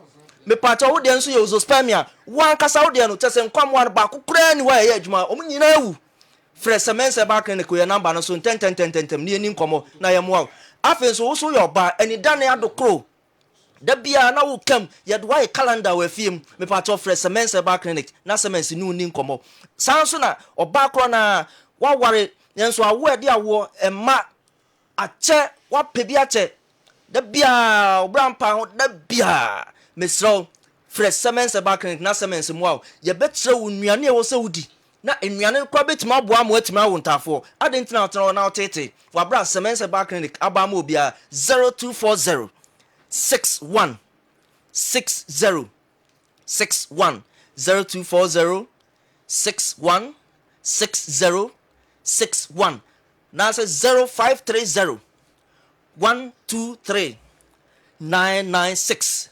0530 123 996 ubetima frɛ WhatsApp ni edi nkomo na bibia ye obia no o test ahodo nyina so send my enuro ba bia wo bia ye be pass enuro no dia send o na so wetima nya ayaresa na sejo obi asende na yi bia mai ni medical report bia mai na menum e na obae na oba nyina so de abufuo na bae because yade na ye no na hepatitis B wa bre de bi osori na no ho ye basa wa bre wa tete ache afenso osori na se na chibremu ni sha aso na chibremu denden pa osori a efia nso di so afenso na chese onhu de onya no ho kra na so ote se ye kasa yi na oso obetu anamo no aba na obae no ene man koye viral load na koye viral load no e wo Lancet me do metima bodin Lancet na koye wa send ye audio nyina osmo ko ba bia mpesa mo bo na nkofo nte na ode ni bae no na ye 1391 ye real viral load no 1391 no koye no ode bae enti oye ye de tu ndro nso no ena ye no kakra eye last week ya wa send ye se ofedo sa kocheki bia mu a tese bibia nim kra wa trust no detection enti wasa ba se oba bebusa se sa no detection ase kire se ye chechem tese nani adia ani audio ahodo a ode asende se mesi mo ko ba bia mommo na nkofo nte enti se wo tie bi se de me kan senchene ahodo e onase apega wani aye yellowish pa sabi wafu no ya na ye kese onti ase me pacho fresh semense ba clinic ne amu hepatitis B no se otena ho wo abra wo behu san senchene ne we nyina no ampa ho pemasi bra de be ye no nya senketo akra wo bon se liver failure e de ne ho jim liver na be je ne ho kra entimi nya aduma biem afei fatty liver wo bon se o liver no na ya ba ho me pacho entra osade aba ho kakra frɛ ye number no 10 ne amu a wo sa kwan so ana so de ne bia cirrhosis tissues scar asaba ho kotwa aba oliver no hunti entimi nya adwuma se edru sampa semense so de frɛ na ye moa efi se ye wada therapist ye ma unro no therapist ahodo bebre wo ha ye be kan ho ebi ni reflexology no afei ye o massage ahodo a ni nyina be ye de abo aromatherapy so wo ho ansana sona bag no so wo ya so ye wa ni nyina be bo sa kwan so na so watimi anya wa yaresa malaria ulcer typhoid sa ya rewa mu kra de wo de basements ansan ko fie bim ni nyina ye 0240 61 60 61 0240 61 60 61 and I say 0530 123 996 0530 123 996 General yes sorry so no edura onyankopon na wensa so de aba abonten eduro ni din ni Semens Vital Herbal Mixture and Capsules Semens Vital Herbal Mixture and Capsules sedro we na ne mra ne de agan no enti so wo ye bema na wutie mi anopai wo ye bema o mema sem wo da fom team obema ni mu aye mre pa woni obehye ma sisi anu adwojo premature ejaculation na how erectile dysfunction how obema wontimi kowe enko enche yesi ni nyina nse frɛ number no ne yɛmmoa ba bia bɛn wo bia na akɔpɛ duro ne bi tɔ saa nso na woyɛ ɔba atenka de atenka wo ne bi umfiti kɔne ma nsisi so ye me patɔ frɛ yɛn ebi a wode no eminoria kyɛ sɛ absence of menstruation wontimi nkɔ mfitire kora wode frɛ yɛn saa nso na wode no ba nso na mmom scanty olego miro ne yɛsi frɛ yɛn na yɛmmoa wo saa kwan so na ne nyinaa mmra kama ma wo afei nso me kasa usisi na yɛ ɔya usisi no enye sa accident bi na wakonya na emom yare wa hodo na wadwuma a woyɛ nti na ama osisi ne oya ni nyina afre semens na semens ma waduro ne bi nto na se store bia wuram herbal shop na se bia pharmacy bia wo so pe semens vital herbal mixture ne bia to ebe boa pa ye number ne 0240 61 60 61 0240 61 60 61 and I said 0530 123 996 0530 123 996 friend yen chiro store bi eben na nya bito Semens Herbal Clinic ye adwuma na otwemu nyina apart from kwasiada wo frɛ ya and I saw baso ye wa ye be show kama ye do fa lab mu na afei nu papa nso ye de ama general onto aso nya adwuma ye da se it well adidipa Semens Herbal numbers no monfrɛ amashase a mo efre no na mo ne no eni nkomo na ombeboa mo yie pa Kessben television Kessben 3.3 Kessben 2.9 Accra emra so semiko na miko chesika 3000 cedis why ho na echo star 256 star 2 hash star 256 star 2 hash dial na was selected number 1 Kessben FM Kumasi na menche wade sisi a wate when the scanner call when the scanner echo bones Joe masom all the cash room na and then 3000 and na echo ama the lucky winner and the number ebe yi ho ha said ye nhye da ho na pacho wabo ama wo number ba be di hanko ade so ye MTN user Telecel user tamuchuku na wo number yi ne ho a 3000 Ghana cedis eba ho we eko oba anase bema ho Ghana hemfa ena oni akro no owo Kessben Cashport why they win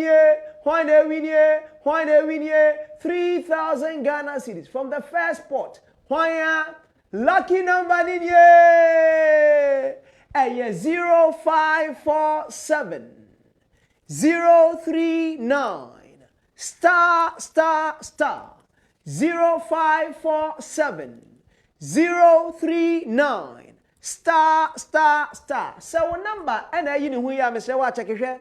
Now one casa di one dance here. Kessben Cashport said Laka 3000 Ghana cedis has been sent or credited to your wallet. So yo, lucky number didn't care you know for 3000 Ghana cedis and I'm there to you. 3000 Ghana cedis 30 million. Obinkwemu ayede why ofri region be mu ye betra se na fe ya dwendwen ye ho kakra nsensam kakra agodie mu ensem any messages amode aba minim WhatsApp videos no be aye ready ebi aye ready WhatsApp videos no be aye ready na 0244 263 902 0244 263 902 nafi minche obi adiesesia one for messages numra videos and making nafi minche kakra ye twaso ye behwe ekase yesan koyachi e transfer stories no Juventus am say de be koyachi inti foreign stories kakra na ye no yemfa de aka nyina no enso enye local stories and if any other people assign the messages about inti ye behwe eno so kakra na videos no ye ready and chamasa koche me 3000 cedis 30 million na eno so no ya hwe ho nsem kakra. Joe, good morning to you. Do you know that Abdulaziz is going to play for Barcelona youth team? My name is Duke from Agbogba. Inti da also de aba no. All right. Aziz, Dreams FC, boy, you know, are you aware of Okobo Barcelona youth team? The Obidi Abano, your chess kakra mami. Yenje we kakra bi, yenje we kakra bi, onusu di frihin, and ebaya nefi, Joe, players like Omar Bashir, Ismail Ganiyu, Habib Muhammad, Latif Anabela, Adom Frimpong, Imoro Ibrahim were good in our league. And even in the national teams, yeah, they are struggling to get better clubs. Let's compare our agents and Oliver Arthur, who only plays tournaments and select players to Europe and see the difference. And I feel that way about you know, I'm not feeding. I'm not feeding. Okay, I'm also being informed. I say, Tony appear ready. So only Ghana players in the Oh, okay. Na on manage Pencil. Joseph Pencil, yes. Jerome Puku. Yeah. Jerome And I Nicolas Opoku. Okay. Yes.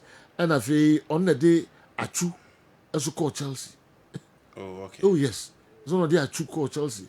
Or do we are performance in a wow. I would say no, the platform there. Platform or the more we are. They are getting in in this a branding idea Achu call Chelsea.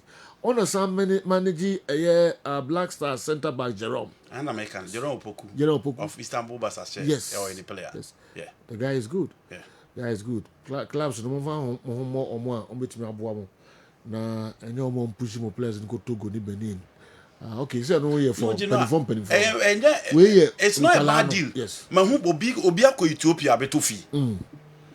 No, but one of the two teams. Wako Ethiopia betofi. Now to me push you who fear the bedolphin.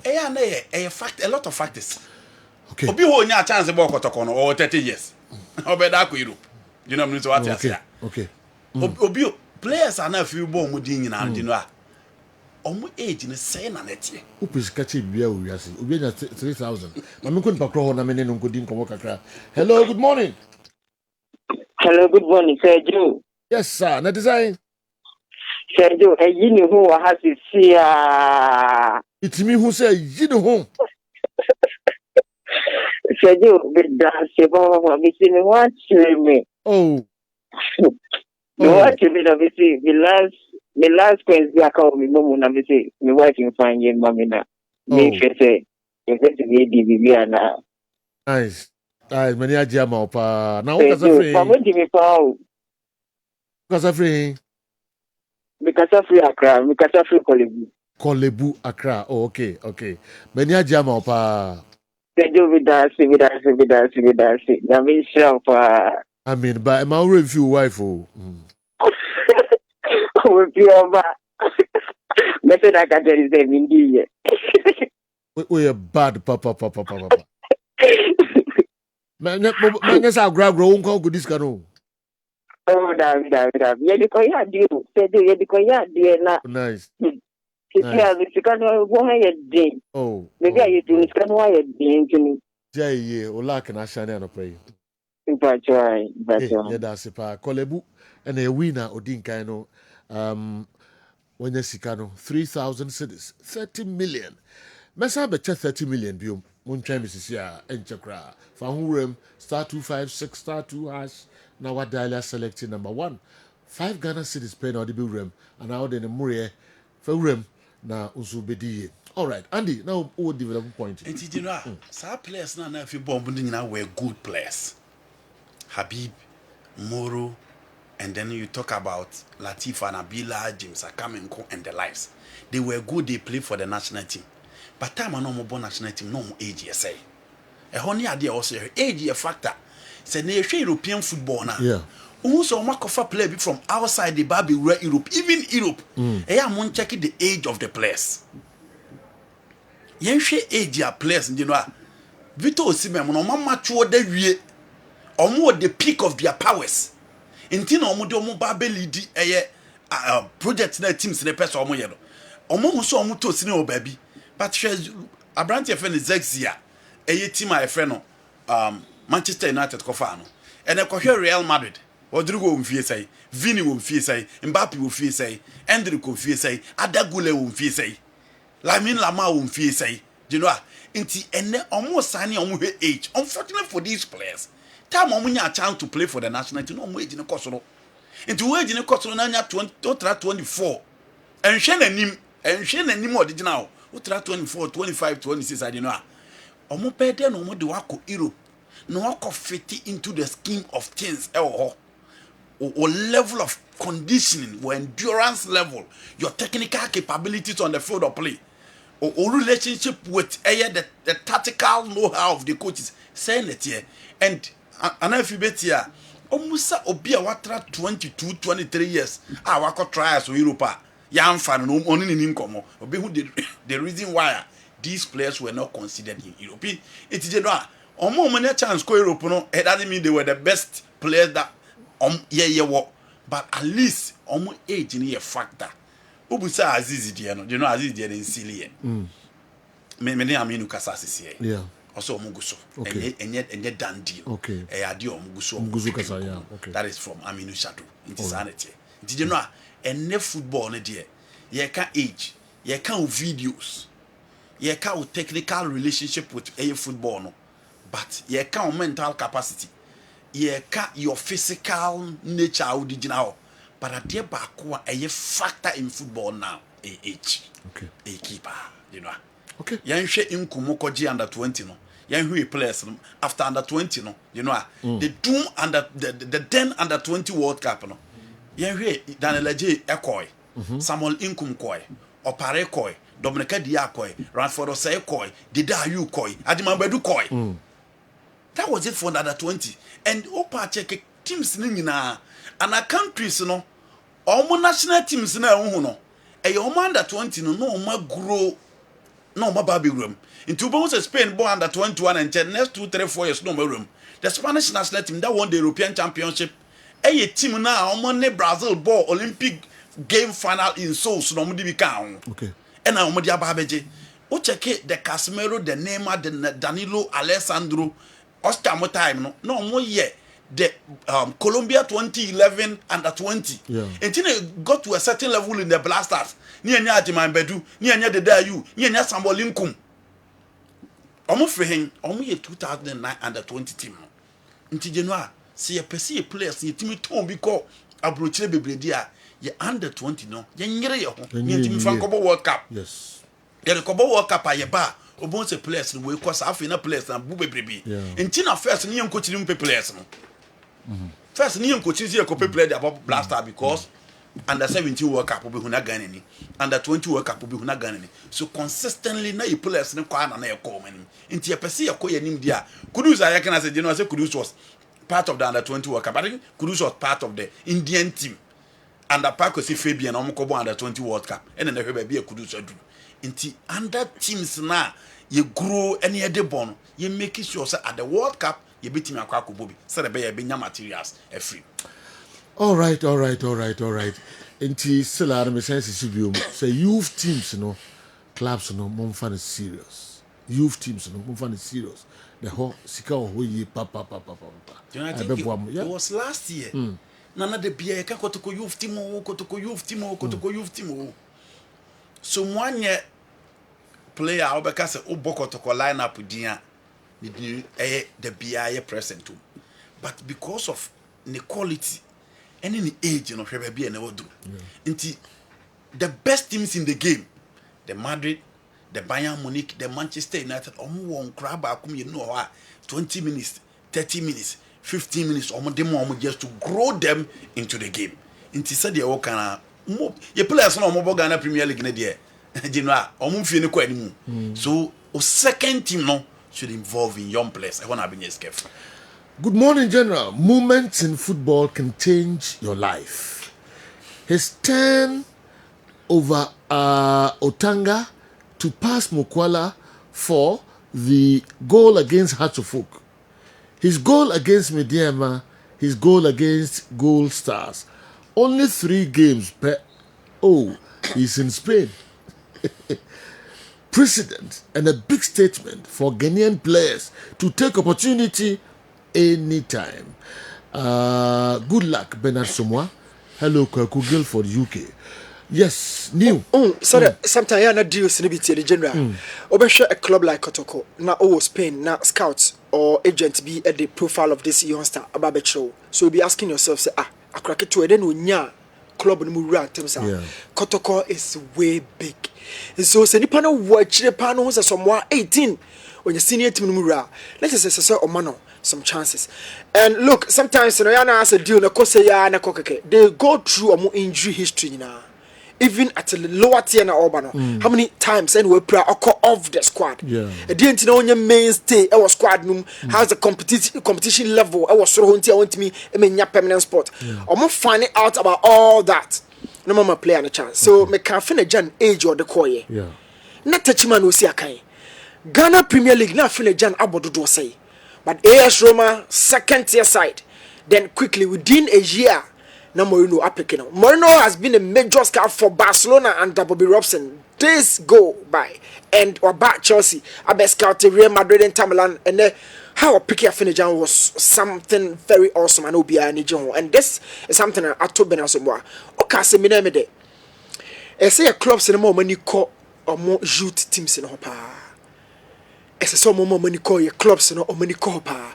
Say January you to has a folk of far Ramos Kashalaba last season. Pre-season, almost she goes. Jet season no starting and I'm from one crack in Hamza Isa. A free or more a club to any de buy. A crown of my scout already never share for more. I'll be any no and I would do a hoboko. Come money to Ramos Swa and a has folk a hefana cobefa. Or te Hamza goes no a free mo. So youth clubs no and get no. A year Juma feedy Kessben, but how we take care of them no and now quite be on more. Kotokwaya can with me under 20, but you know, you can't ya na yambo be chim no basso, be chim no more yes animal. Yeah. Be chim no more dear or mon crown crown or mon fan ya gro cra. Has and cotton air bomb pressure. Be chim mo dear, mon fan ya gro cra. Juna, be the best yo. Okay. My entire last week or so, or henny. For new bus. A youth team. Young Crana as a clubs, no, as a money a com hono. On your brand new bus at the amount of youth team at the moment. Yeah. What bus no? Oh, me who in a cock camera who send me. Okay. And maybe touch my 11 wonders. No more co training. General, no more titi, a bobo yana pragium.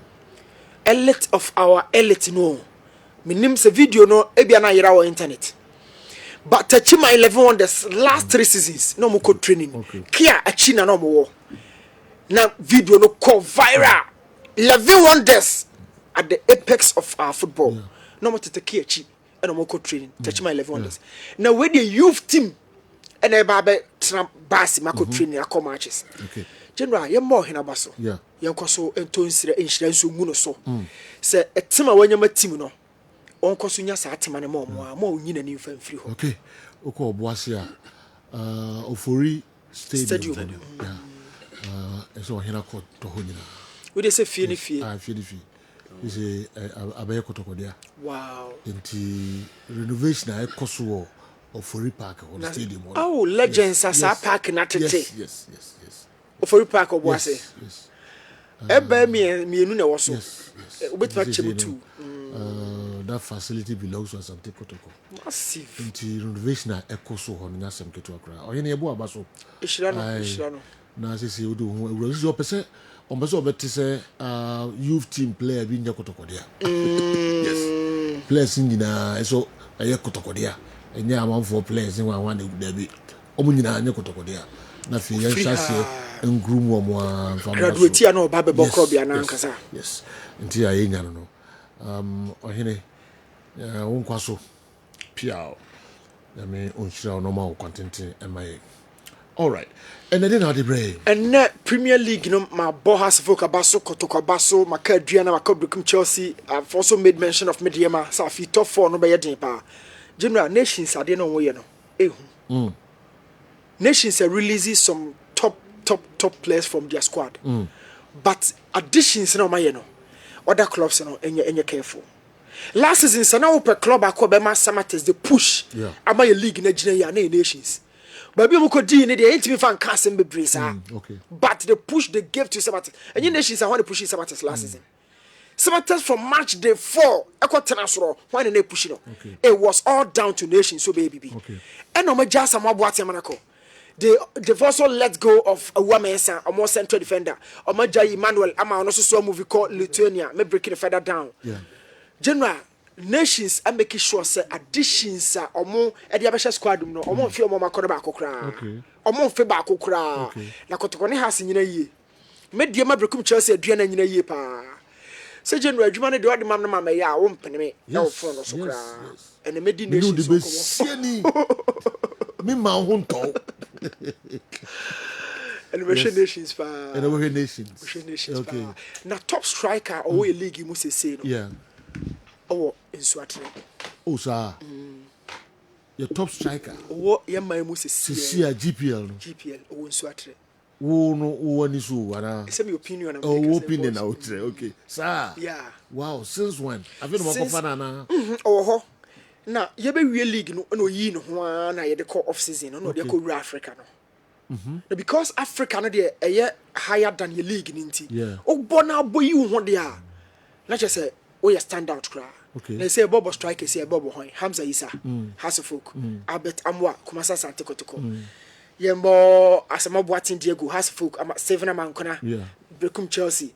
Adriana Isaac Minta, ewo hon mo. Guessing no Krabeli di bechem do maba. Okay. Nations na few Suleiman and mother so Richard down some more or money one dry crowd. Be the Gold Stars, Akofa Abdul Mumin from Kerala the number. Okay.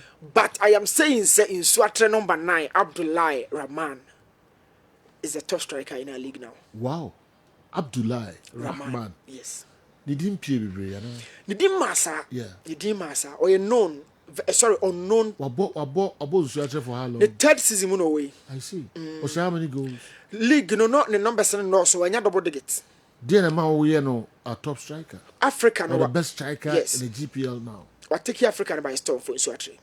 African is now kasa. Only say before the performance of GPL next year I say on the best striker. No key performance now in terms of the final third. We attack as a buyer. On the far in Swatre ne. What shall Kotoko home and away. Or shall Kotoko Baba Russia in Swatre. Okay. Or shall Wahami no Sean Habako. Okay. 3 goals against Kotoko. Okay. And what did that same strength in Atwaso where they call Africa. Oh, that strikers and that's what you muti. But Bamusa for Samatas has been quiet. Of Sky by Samatas at the right time. Or Yadia Pa is the most valuable player of a league at 175,000 euros. Baba Musa. But Ramana Jino Hokrawa African. Now before African, Umama Naf was the face of Inswatre. Okay. This guy has taken the baton. Manaf, so I have to football now. Yes. Or call RTU. Or call RTU, no best call. Okay. He was the face of Inswatre project. Stephen Duyumu was the face were the faces of the club. Okay. But Ramana Yidon Hokra, he's been very excellent for the side. Nanu profile Magadana de. Wakolona balance. On him say general last season Swatre had the name alone over Europe. Okay. Sweden okay. Sorry for me Austria. Okobolo Austria sana fino asa back abon Swatre. It hasn't happened that often. Say local club to say you bought someone last season the same thing so na Abdul Rahman ekoye. Okobo Austria alone obowie na no so back. They said has folk ema kuna do yadom ye okobo Ukraine obowie na no so back. Rahman is leading in Swatre and he happens to be the key striker currently, the most informed striker. Wow. Oh, a league. I can't make any exploits in the touches. Number one, shall say one chumma me. Eh, nana. And sure. Wow. We see what the good job was. Wow. And train, enter, ever call Newton Latin Marita TV name or the Rat Nations Kakra. Now, watch the best striker ever, sister Musesi Sana Orkan. All right. Mami kaya Simon Transin chair on sorry nanti on sorry nana na inet me na yentente Mami kaya the garlic hunsan bebreu sure yes dried garlic aye 3p garlic mixture masa pa dry kurom ha obi age ato na Sergio yesre amanfo ade kakra ne ya tiefo ne ya tofo yeah on say Toa na yɛde yɛ aduro ne bi ni Ghana ha. Usa. Wo sɛ 3p yɛ toa o. Okay, ɛnyɛ rubber ni. Yɛ da bi. Ɛyɛ toa. Ɛhwe hɔ a ɛbɔ. Da bi am ka sɛ ɛhwe hɔ ɛbɔ. Oh, yes. Aha, yɛ kra free India. Oh. Na sɛ dollar no yɛ wu. Yɛ tite. Ɛna yɛn so yɛ nyɛ adwene sɛ yɛde begu rubber mu. Ɛtoa na.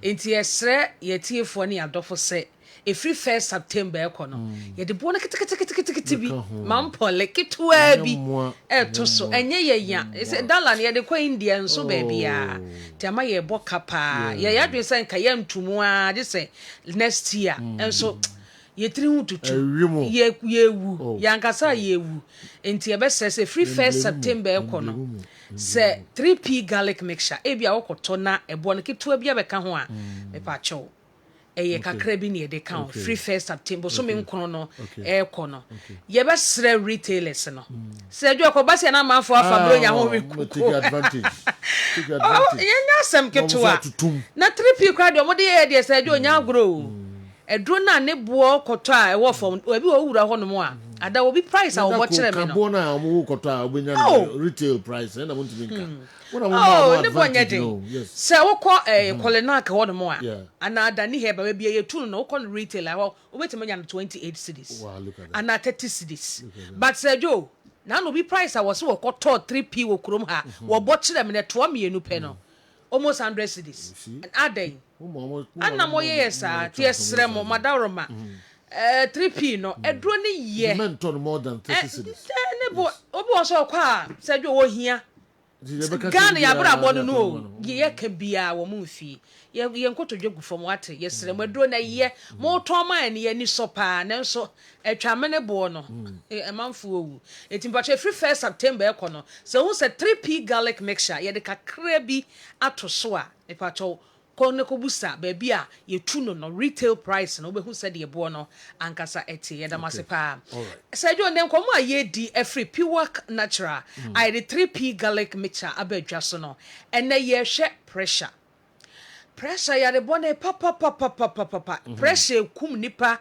e wo krom ha obi ono ne tifie a within seconds yes we call hospital once ama adaya wa hwere ne nkwa ubekom na eye pressure na aye ne sa pressure ne ye wo low pressure and ye wo high blood pressure ye wo de ekeka ne homa hunu se jo say na eye me ba ko so de eye ku ehye ho a unhu ubehu ano na ekun na etatwa amanfo hwe wo eyi ase ne adwaye ne sa edwom ebekun sisi a mesrew 3p garlic mixture nom na emoa obi on my pressure nre wanom a enso still de na eye no na emomade e wosa wo hye no nso ne se obi hon mo se jo onum nro pa enso de yaka ka aduro no ho se wonye no onye ne sa yes I say wo mpa ahoto o mpa yaresa so ho akwesa wo yare diabetes na doctor aka cha wo say tua wa no ne gyan na didie was ye be wunti yenda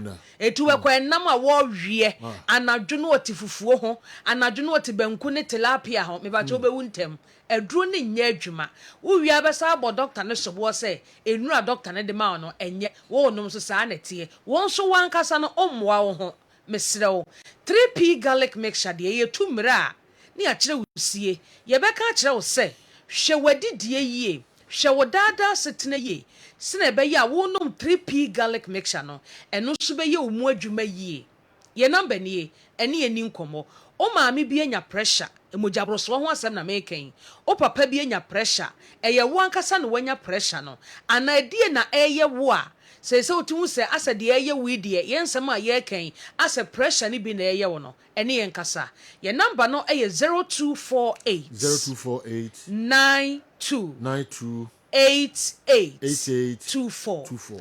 0248 92 8824 kaisa edura me ni wodi hu nkomo awie anopa yi eye 3p garlic mixture medafo 3p garlic mixture dura me ne wo ka ho asemi se obi e wo pressure me ma o eniema hodo ebeda die amo hu se wanya emojabroso de di kan ohun oden pa wutimi ko onwuma so ye de wo pa bia enso nansen nima bi ahyase ekoso ni padua ni mu a wodwene ho a wonte ase wo ye adwuma kakra bi a na wabre sɛ wo ye driver ni wo ye kuyani wo ye adwuma o mazi baabi a wo ye adwuma bia no kane na wo ye active pa enso na wo ye adwuma kakra bi a na wabre na ho ye obasabasabasa na ho ye omemmeremre na wapo na wapo so ye wo ya pressure ebetumi aye wo saa ene wuti edwawa enyaya da epai wo say gim na asese bi wani eye tutu agufom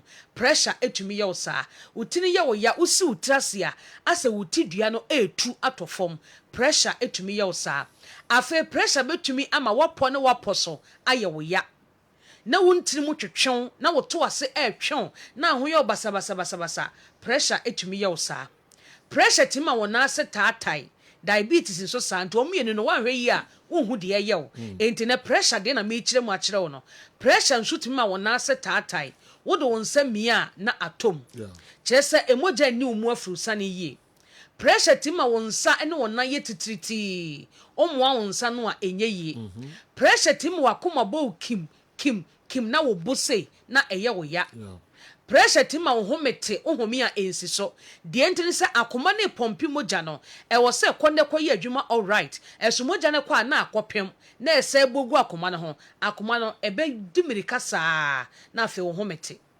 P3 garlic mixture no we nyina yenka ya ebo se pressure na eye wo saa no wansia no kwan a enko wiase na ekofa stroke ene dia brew 3P ena ebeboa o ye number ne ye 0248 92 8824 o ho na wani so brew prekope na se wo ye atwa hwe wote wo na wo sori a na wani so achini prekope na wo ye atwa hwe pressure ebetumi aye saa P3 garlic mixture no ebeboa o pa afa obede hu se de mi ye be manya pressure enchini de bebrebe me pa chote so aduane na wo ye wia na wo sanchene esade gum abra aben no emoa wo afa wo bi asabio wo nom nsa bebrebe ema moja no awra ne ten entite so ebeboa wo pa wo ye adwuma na wo bra aya age wa home na pressure amfa ne ho amagim ena de ahomre no ene ani subirie no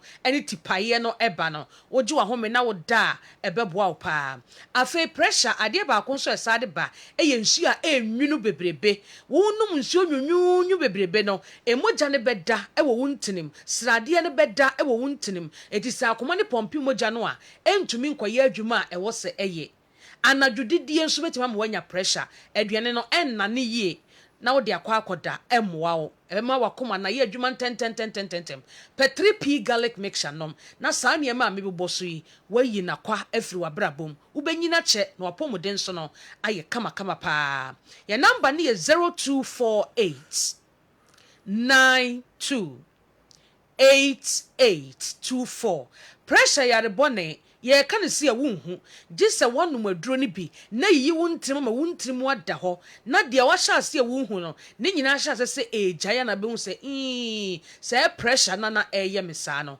kuma se bowura kole na keba dani heba kriske heba obenya 3P garlic mixture hofo nko Albert Sam takrade eye AA mensa koforidua eye Gapson pharmacy momoni away enterprise ewo wa yene cathedral ne dinhwe ne mo wo fa kwadwo heba ewo temale baabi a electromat ne wono a wodo ani so kire Accra Okanhia Kingswalk Kofsam ena Angel heba ewo ho wo de pharmacy shop ene baabi atun abibiduro bia no bowura ho o se wo P3 garlic mixture edro bia wonum bia no obetumi anom 3P de aka ho edre de empene se obeto na wanom na emom se wonum nko ade abon se Ghana ha pressure yade a eku nipa no wo entumi nku because 3P ebeyi wo akaginamu esi baabi ebedi wo akaginamu esi baabi na aboaw ama won so nkwa nyamede ma wo no wadi amen edro no obetima no aka edro foforo ho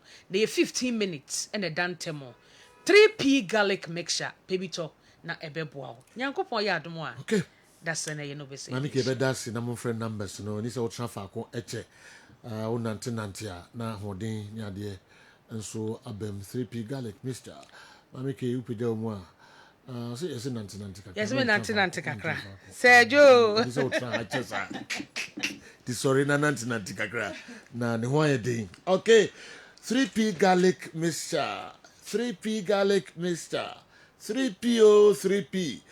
Montobi na me say o de kan wano obehu se aduro no ɛda so nkokra ka ho kotobi ne boɔ no so no yɛsrɛ mu a motɔn no de ɔmo se montɔn no saa ɛna montɔn no yɛsrɛ mu a ma mo nyere so na amanfoɔ nipa nyinaa no atimi atobi. Kessben television Kessben 93.3 Kessben 92.9 Accra, DSTV channel 364, Go TV channel 121. This year, I'm pleading with the Ghana Football Association to channel 70% of their energy into the GPL. I will see the GPL we used to know some years ago again. Indeed, Ghana football is not dead. Bouncer, East Legon, anyway, Abrayan. And then Mr. Ezekiel Majid Ezekiel Majid, or administration, our Potton TI Ahmadiyya Senior High School, Mr. Ezekiel Majid, Potton TI Amas, and your birthday. You wish you happy birthday. Nkoda na ba ko be pia. CK, o say you wish you happy birthday. Yakopon shira na obi bia o hwe bia no onfa ema na fe onfa ne favors no onfa ngu so ate. O say odo na bibi na nya ma ne botom na obeka na bo so ko do papa edu ba bia do be fa ka ba so edu kra no na ayas if it is CK. Okay, yɛnhwɛ Didi nso deɛ ɔde baeɛ na yɛntoa so mfa mma mo. Didi Akomadan Senior High School ɔse when it comes to Ash Gold matters, I hate to see the deceitful tears of some influential people in Obuasi, because I remember raising an alarm bell severally on Kessben Sports about how Ash Gold was approaching the ditch. But we sat unconcerned and allowed our biggest assets in Obuasi to be thrown out cheaply. Boss Togbe is the virtual owner of Hatofuk, but he isn't being allowed to do as he wishes. That's why past administrators like Mr. Harizako and supporters leadership are always on his neck. So Obuasi people needed to do similarly, but it was completely the opposite. Today, all the sports facilities at the Lenkley Stadium are wasting. We have 2 MPs in Obuasi and other high-ranking people, but none of them has shown visible commitment for Ash Gold predicaments. It's so sad and shameful. Didi of Obuasi, Akomadan Senior High School, and Anani Abresa, or the message Abremi and Anopeno. All right. Andy Kev. You know? Yeah, trying to say kwa Mickey at the local source no a brain. But you ever called Newton Lati Marijata ho. Na ene baby opeso di ewura no. O di ewura ho. Na minim o see Suachaman striker to him on the best. Ewo ye GPL Musisia. One guy. Newton. Obo player we dey. New. Hello New. Newton enye ready. Okay, mekwa ko cheska mo de mama worry. Wa kire me so obi ani ho. Obo striker, what's the name? CCA. Baba Hamadu ana. Almost striker, you share, almost share Africa has a crowd obogo. Oh, the name has escaped me. Okay. Intino. Odo are ready. You are ready. You be busa na fe ye wurem kakra. Newton you ready there, ma me kokwa make you. Na Kwame. Yes, General. Boboso kakra ma ye na fe yento aso. Wo General me boboso dia yebeko Kumasi Asante Koroko Boboko no asreye.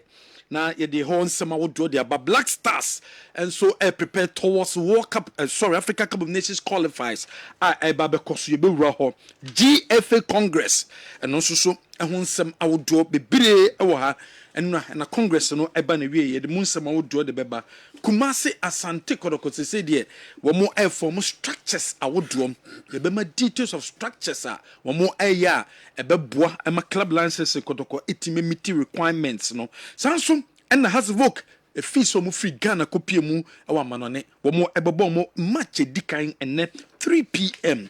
CAF enye happy with Babayara and nunti hihye ne te sen ahead of African Cup of Nations qualifier Ghana ne Angola babebo inso atraman ekopie mu e wa manone wo mo ababedru wo mo ba ya wo mo hye preparation ase towards a game wa edo menim champion of champion on babebo samates bobokonom enso prepare towards champion of champion and also won some awodom enso e wo ha but the bedim tintimaye e GFA Congress general ebaso. Okay. Striker no hello kwa kai me say a friend Abdulrahman. I've watched him only once. Okay. I've watched him only once. Okay. Newton say no to him on the best striker in the system now. All right. In the obetry recruiting I was screen no so ntie beko ne akọ here. Kwa me no amfa Ofori Stadium na nka ho. As say ohene akwa ho. Otumfo akoto ho nyina. The renovation it cost so seriously. How the Makotoko youth team. As is when your new bus and the team. Yes, bus in the way. Okay, I go for park and so. To say Makotoko youth team. More boss. Big facility. Yes. Yes. Oh yeah, big facility. Yes. I want to see the pitch in the city. No, or my popo into make you trap into ultimate so a seat. Yeah. Yes, facility hostel or power for park no. Serious innovations sign alcohol. My cameras no go away. Yeah, fast. Fast. Yeah, and we be for Kotoko youth team. Oh, okay. All right. Ohine ni abre. Ni abre o. Adako jache so. Yes. Koso get ten. Kanjakumwe ma yenhwe. Okay. Bo jeno na me say kan Newton e but say Newton ya ready dia. Mama score Black Stars ebebo ewo Kumasi Babayara Sports Stadium. But say make us a CAF a communicated the Ghana Football Association. So many happy. They are not happy with Nyema Ekoso or Babayara Sports Stadium. Videos I would do about Bontema and CAF and GFNO discussions at the Kumasi Babayara Sports Stadium. One more pair updates and free a stadium in situation. Said the city. One more say and Sadia. I was say a Ghana ye bear cost no na inspectors a free Egypt ba e be inspected Babayara for final approval. Yes. And sana September next week Yes. Next week yes. Right? Aye. This is a CAF almost say omanya good update omema Ghana boss aka no omema CAF inspectors abe inspected Babayara GFA and the National Sports Authority. Okay. But GFA ebe work with the National Sports Authority. Now my team the report no akwa CAF as to the Babayara Sports Stadium. Them team kwase enra club license discuss Kumasi Sports Stadium or Egypt Cairo. We discuss situation no. Na nya no because Angola for no the report akwa CAF say omuhu Babayara situation no enye venue a omugidie so mbobo ho betimi aboa. Okay. Na ye green no so omanya. Say your pictures are green. Angola vonenya, CAF vonenya na. They know green. Yeah. Green they say to me. Green they say to me. Omuntimi fanya. This is utia so we. Nti enu ni situation now. E dey efa kum e dey prayer ne so mbejatum. Black Stars. Say they ajatum. But pictures ni tanka na ekosi ho e water park ne so a video no call viral no. Enu na akofa problem we nyina. See the ayi. Nti obumfa we ni nkonkomo omo na yehwe ye bobo no hade obi ahuso anambwa na your boy se ne wa oni tua ma ye nyina obu se bobo ate no okay yes. All right enti general eno ni se the National Sports Authority gidi se entu se ye bebo match ne de stadium ne standard no ebe wo suru ye papa for a Ghana and Angola game ebe koso otu ado Ghana ne Angola babebo otu ado players ben and obe use otu ado ababedru and na okọ congress ase few days a day no obe announce the squad players are what to nsa adia from for a year Ghana versus a year Angola and then Ghana versus Niger or Marrakesh and on the city a city and the EFA senior national team the Black Stars of Ghana home general would do any national teams na so my for when so and son a team so also ebe ko amobo Africa no black Princesses and Subo 2-2. Woman South Korea and the boy. Woman so prepared towards a walk up and no a babacoso. A maya, your friend no a Colombia and into almost at one preparation. So then and no any city or 2 teams. One more elbow a African Swatramine summer test. Bobo elbow Africa. Yemfan tuja se summertest air prepare say the Ghana Football Association and the Ababe tuja say you could say that ebe or Takwa T&A Park or any beya big game no ebetimi akoso abra champion of champions summertest ni swatraman ebesia ni na no FA Cup and Ghana Premier League no winners no and a wombesha ni hu team a obetimi age ansana empono Premier League no and so etimi ahyase enom ene hihye edo na jenua metroso our other stories man referees committee and referees to say selection no ekoso womu chema next week referees womu be di Premier League no womu the list of referees no ebeba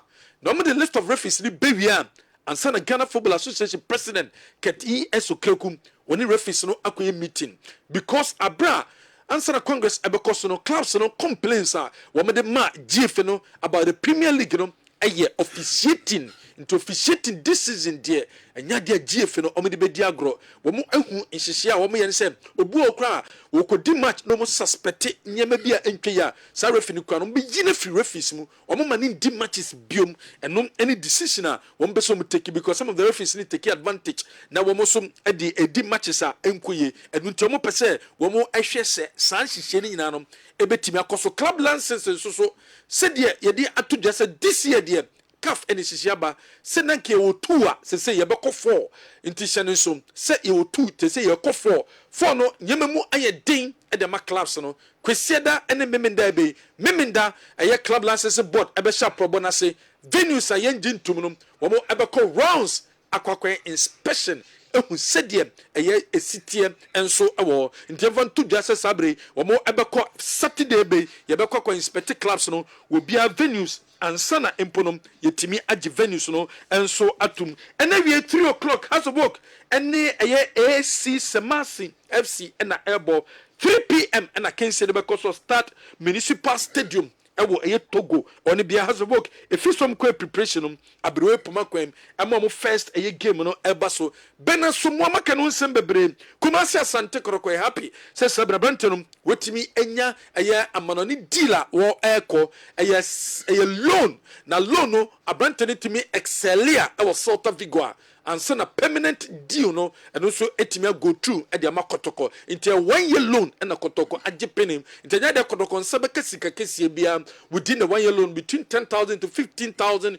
euros and any sika kotoko sabeka nemom so mutimi tono abra empono after the season ne modemo kosro dia ho and a sika dusoponum ebetimi aba ama Kumasi Asante Koroko Bernard Somuam enso de National Sports Authority any Kumasi Asante Kotoko inkuta wudie no akodum pempenso ben Ghana Football Association a Prosper Senado General Secretary they said they were stepping in our National Sports Authority no din komo e dey fa Kumasi Sports Stadium and na me de betuja se sabre kotoko de complain akwakoma mpanyifo se sika anase options o me de mo no nyade a wo mu enije ho enu nti GF no abem asabre wo National Sports Authority din komo se de bia clubs no ebetime nya kwan no metime sia kan e wo sa venues no nyina enso e wo hom yento aso e wo Congress asoye Congress eba na wieye enu ada eno na ebeboa ema next season no yetimi abebo ye next season no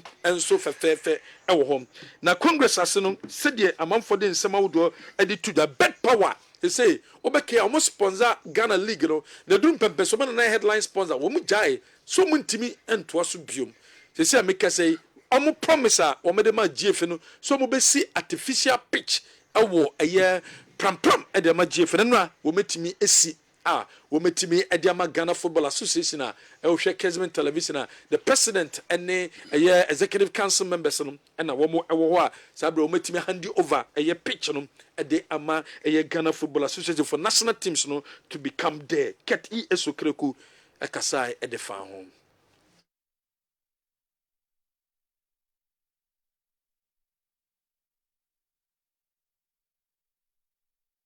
the old pitch for the close to 15 years, and obviously with the growth in the number of our national teams, it was very clear that we needed more investment in this place, and for Betpower to invest huge sums of money in the construction of this pitch will only but help our football association and our strategy in developing talents. Currently we have 20 national teams, and therefore you would agree with me that this has come at the right moment for us in our strategic developmental plan. So I'm extremely happy, I'm super excited.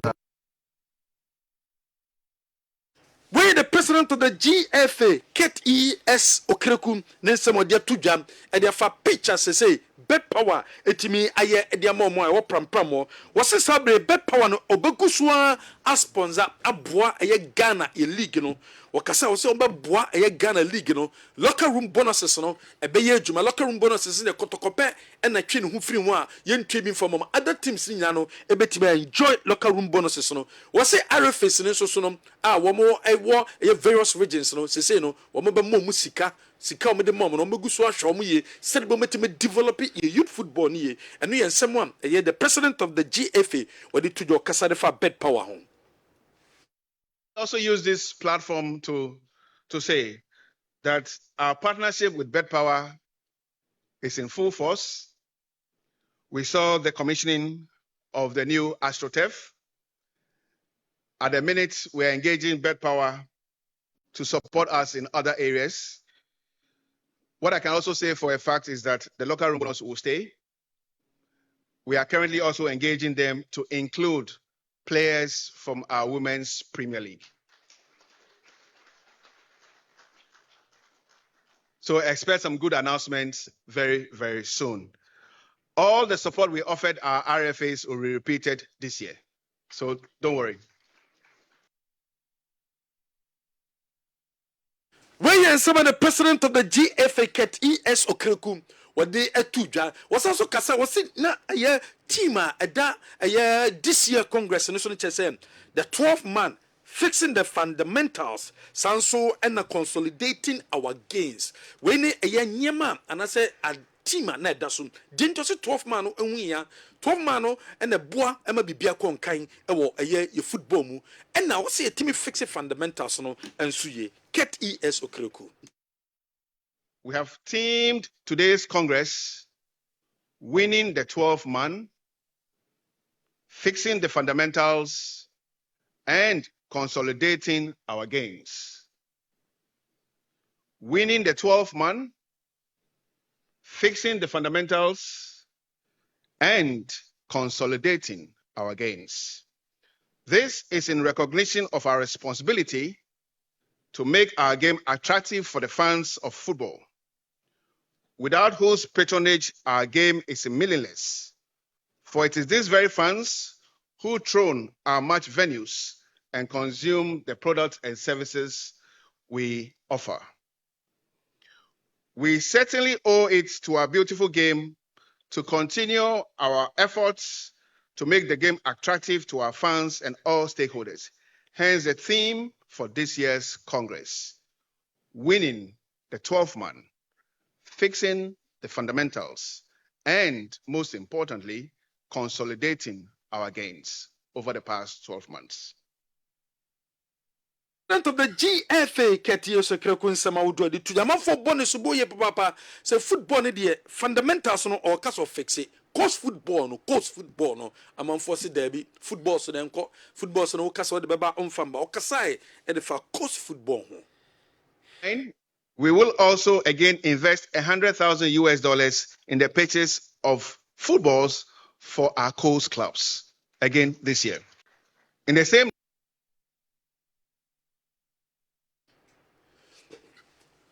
well, when someone do a PMU, our Congress, I say, name a non project, and I said development, air course on Honorable Woyomi, Edna Nutum, so GDA, say GFNO, Ayadi, Honorable Woyomi.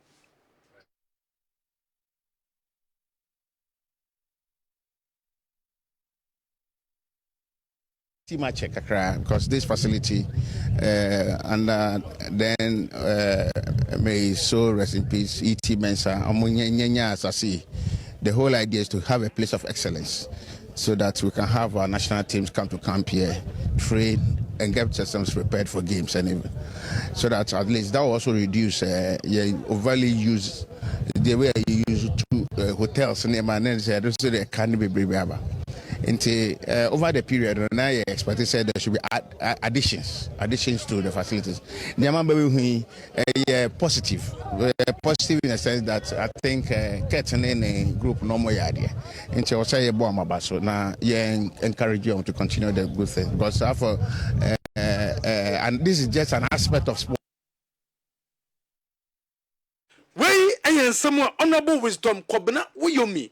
Parliamentary Select Committee for Sports, where a member with their tuja and so on. General, Abdul Salam Yakubu knew the Brasa Club president. Was there be only the corporate promo who she a dandana, Yamada Dana, and one year tipping to Diogun, to get the Fufrobia Nisi, our pram.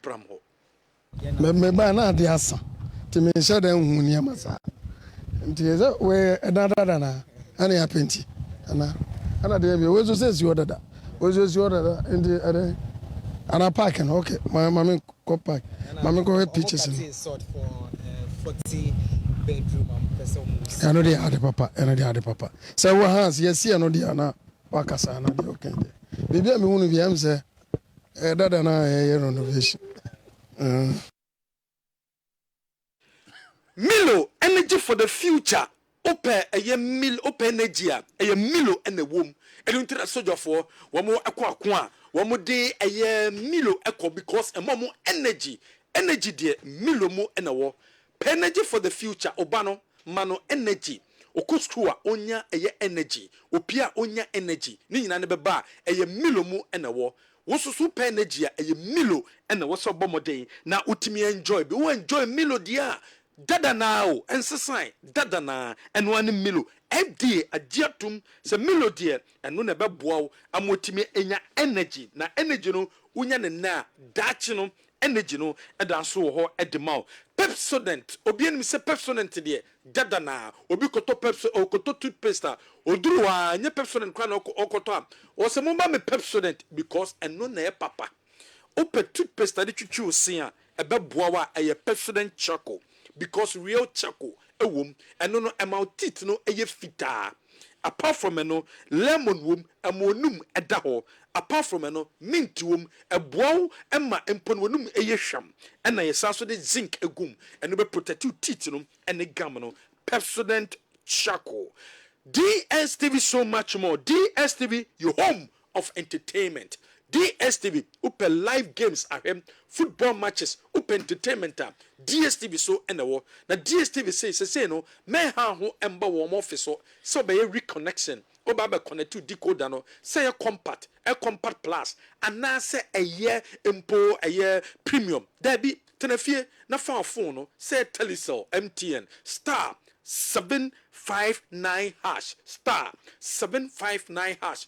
Dial a short code here. Obey reconnection and until enjoy DSTV live games I would do and air coso obey be ashe and so Franco Trading Enterprise eton laptops eton Nokia phones Samsung phones iPhones smart television and auton ni nebi and no kodanche washing machine CCTV camera and a pebia and man in your problem for when it's a Franco Trading Enterprise yen ye ton nyama papa fie ni Franco Trading Enterprise ko na ye man nyama papa ni bi ento Reforms Health Care and Research Herbal Clinic Reform Health Care and Research Herbal Clinic Dr. Ajimai and a Danon, the heart doctor.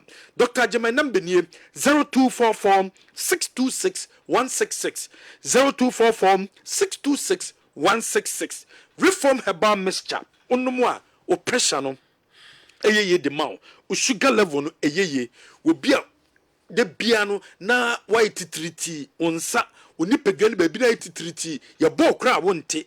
Obia empono na nte kakra bi no abre anase hypertension na wo so general body pains anase uyobia woti yare ekona aba obia empono wo sciatica na dwo ntimi nda Reform Herbal Mixture na we ye bema kope Reform power capsules ni bi nanom reform herbal mixture no fa ka ho wonnom e de ka ho a emfaso benya de ebia nie obi a empo no ojonso intentem obi a obema no sedie esitie no wa osumu a won se efon anase uyo obi a empo sisiare body pains or low sperms or prostate no problem wom or gonorrhea or syphilis anase obi a empo no wapom di no enkoye eye reform power capsules and a reform herbal mixture and what's so bema de no woba kope reform herbal capsule mixture ni bi plus reform femicure 442 capsules no wa combine unya reform herbal mixture and femicure 442 capsules ni bia oba wonum a eboa o sugar no o stroke no hypertension no o libido na atiko no eba back de ma wo ba wonim wrinkle wonim twonton sa problem no obese kwa kope reform 442 capsules ni bi nanom ebe solve problem no e de ma any drug store chemical shop bi abekobia no obenya yendro bi atom latest foam your partner for life wabrabo mu yonkone latest foam una latest foam for nkonya ni bia your V sofa no ho and your L sofa no enso ho 6500 Ghana 3,500 Ghana and no here edema the luckiest we are boys we are jumukobi na waka mwabum we are total mate taxi drivers table tennis group gym centers for keep fit for the answer obama modern na motimi mo wura the luckiest no be we don't run the luckiest 1 Ghana city to 5,000 Ghana city and no any ticket abetime twa live draw ne baso utriye ya won sabetimi akesika edi egu ubotom Kale Chaco toothpaste and ne ditwitwi yese Samara Company Limited and the aba obi a otanom sa ade bechi no nya hangover obi a yefunu etansan foro ho na yefunu ebo mu kukuru utwitwi se a na ho e kyero bomodina yisu eye Kale Chaco toothpaste no utit no pese eye white and na sem obeso reduce eye cavity ye beboa wie papa eye Kale Chaco toothpaste and the what you see Asabet travel and tour akwentio nsembiano Asabet and ayo Asabet et bomode je visa mawie ansa na waje usika Asabet say Canada visa application United Kingdom visa application Australia visa application and say we obi a empono pese ko any of the Schengen country omo visa application a ye beye e di amount bonuses awodom e wo ho te say Dubai Qatar and a pesoko Saudi Arabia ni nyina no ye betime tusa na mo no e diamam heba so cream e cream a bema na wo use bema sebe mpeduasa nyemenkoye emfama de e heba so cream apply heba so cream ni bi after 30 minutes ko wash na bredu so no ba be shim wo ye bema menye selfish person minkuminya oho ba na wapo ba bi atena na oda hokija wo mo ba na ninje wo ba no kwa omba biom mo ba ne nko nonsense sombra oba be kwa sanso ababiom se bra menko jimeni a de yan so benya heba so eye cream ni bi na wa apply fd agiatum no side effect any drug store chemical shop bi abenya bi ato your number is 0244750510 elephant ointment eboawo obi asisi yo ya ukotodwe waposo yo ya elephant ointment sadekeba powder wodwaso koko ne how internal koko external koko sebigu team sebigu aduani bia odim ebeko nipaduani mu akotutu koko na se akoshi koko na se ediama elephant herbal mixture enso dwaso usisi yo ya uyem na team eye koko ne how ebeso be sa problem no enso edi amount ko pese ndo bi tonanom na mboa obi a empon stroke ayo aka wato eye flezon 600 bohum by every stroke yare no a flezon 600 and now you say bebo any drugstore chemical shop bi abekobia no obenya sendro bi ato general yem fancy ha no okay say Mr. Keto Kreku FA president in some how do two dwa congress national intimi ntieni nyina ene mnimse da foforo obesan yes ama yeti bi nemom your kafa referees ho yeah referee kalase no mama na ntia o mama nsori ne oh ene yembo ma no ni agi enti yentie de president edi two dwa fa referees no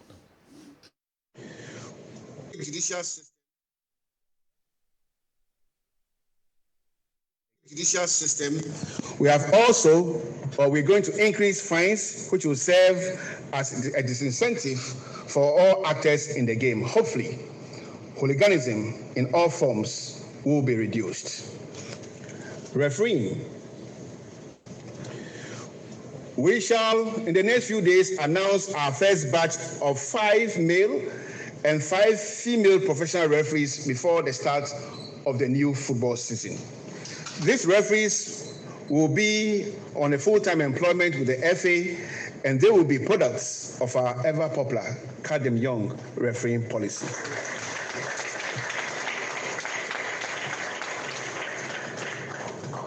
Vice President, colleagues here in Gardet, we shall continue to contribute to the payment of referee fees at the regional level to the tune of 300,000 Ghana cedis this year.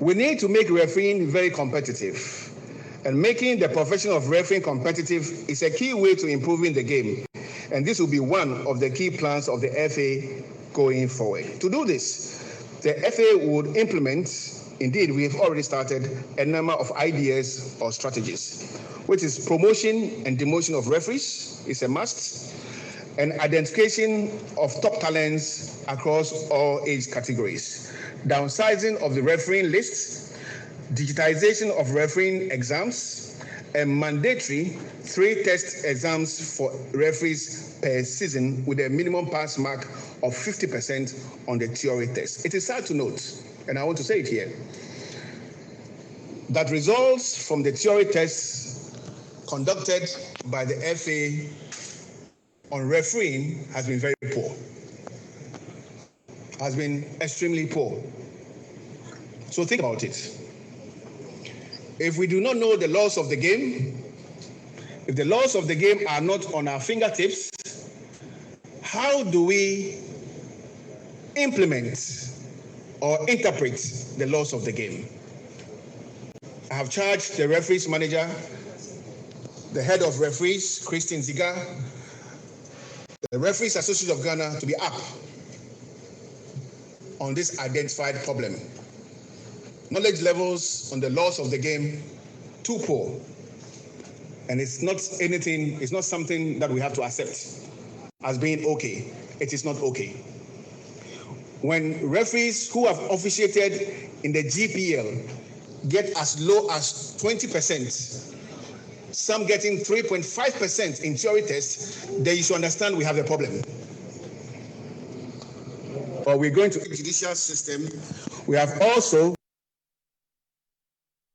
Edonso, echi yebeba na eba betie nsema hodo Mr. Keto Kregu, President, Ghana Football Association, the 2 Jaffa referee no. Na just theory ni de nye. Ebi hadwo. Ye kwaba na ya behwe sansem ni nyina afei ombeyi referees edu manum wo efi omo yes omutu omoka musumi bia no ombetu omoka nsempi no to Jaffa referee no se referee say theory no eni unsa no a ebe den no akogina pitch so say ni unsa no eni utrim ye ma wo say ye busa question bi say na untimi ntwa de a ebe den no interpret rules and laws of pitch. Practical is the application of length into the theory. Yes. No, Yeah. Unimua. How do you apply yes. within a twinkle of an eye whilst running? 3.5%. The kuku dampa do 20%. What deep Ghana League in Ibia? Contrary exams 20%. Contesting the knowledge about Jumana or Yana 20% no. A hard dream. But ye kwaba. So kwaba. Me kwaba na minim so wenyam re blem dia. Oh, okay. Newton Latte Maridata. Mamen chad ya nsa na wo de wo bia enso so abre ye. Me ko 3,000 cedi bia na ro bibi fufuro bia. Okay. Okay. So me Kaseme na gapo. And my mature $100 pa. Hey, easy.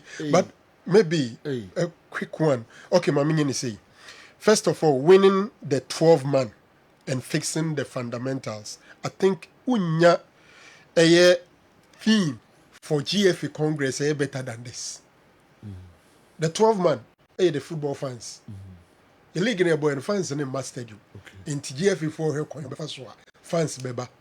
But you know, how do you win the 12-man? How do you bring the fans to the stadium? As some case here. Quality football. Good pitches, good officiating, no fixed matches, no betting, fairness and instant adjudication of cases. Sesania we nya brenia bie mu ya ekwan abefa so awene eye the 12 man no back to the stadium. Quality football, quality pitches, good officiating, no fixed matches, no betting, and then fairness and instant adjudication of cases. So to me, yes, I near my way, and only choir abefa so the 12 man, the Ghanaian football fans, Eba Stadium. The referees in the end, Nyame adom na ma me breach na. Okay. Even how the exams was conducted, a major issue. You know, actually, be which wa we show. I see. Now I'm happy that openly and publicly. Yeah. Or register a displeasure about the exams no mkoye no. Okay. E chira nyame adoma o ma me bra. Me chira koye me chira ni. We conduct exams. Na kwa mo fa so conduct your exams no. It was disaster, mess. I'm telling you. Wow. Of the details. And I'm happy that aboso ono kra de okay results na ebinya ye no. But referees na mpanyimfo no. Kwa mo fa so conduct exams na no. Is something simply unacceptable. No omo ye ma omo atwitwa na. Say yeah, general I'm shocked. And it was so unfair. Some people were put at a very serious disadvantaged position. I'm saying tomorrow I'll handle that. Okay. So who breast dia ibiti ni braka se maduo no pe. Madama, meeting wie na se mre no bi uma. Sisi me kwa ko chesika.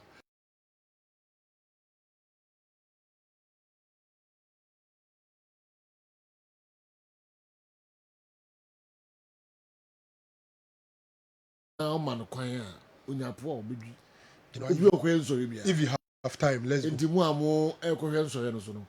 Mu jeja mo ho de. Enu nti na mse mo organize exams no. Ekwan o mo fa so organize exams no kra nye. Okay. Be kwaba. Me pesima kakra na odi awuram.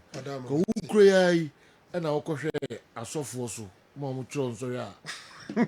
Omo ba po. Ekwa washroom na people sa. Na po bi gu washroom. So for the choice or West school. Neja minim say mpo de nan kam mpese me kwa ura dem okra. By judgment na so na voka. Now vigilator na. Na ko dey washroom. Say iwi no na me so me. Ona wo ko was okay. Who go use ho. Na ko ya duapo. Yes. Bible quotations. As of no. The referee for ba kwem se quotation ba kwa na ye krono. Yay! All right. But me call you that but no, me call chat the answer.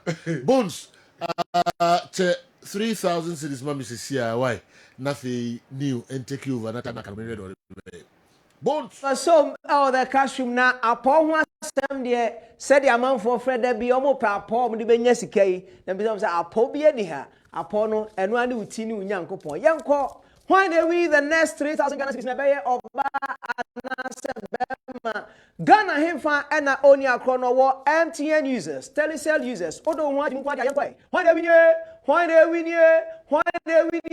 3,000 Ghana cedis Kessben cash pot lucky number ninye 0550 727 star 0550 727 star one number na yini hu ya me se wa chekehwe na 3,000 Ghana cedis se Laka Roma Kessben cash pot alande ewo phone so se Joe Masoma kasima be dunso na yapedi emu ma breaking news of the force aba be transit no mienu na DJKA and so the media no abreye but say there meko Newton Latin ma regata ho say amanfo ne no preso the new me buy na onye ready striker na also on the best here no meaning amanfo say omo no onya adwe me na who dada say me bra na phone so busy.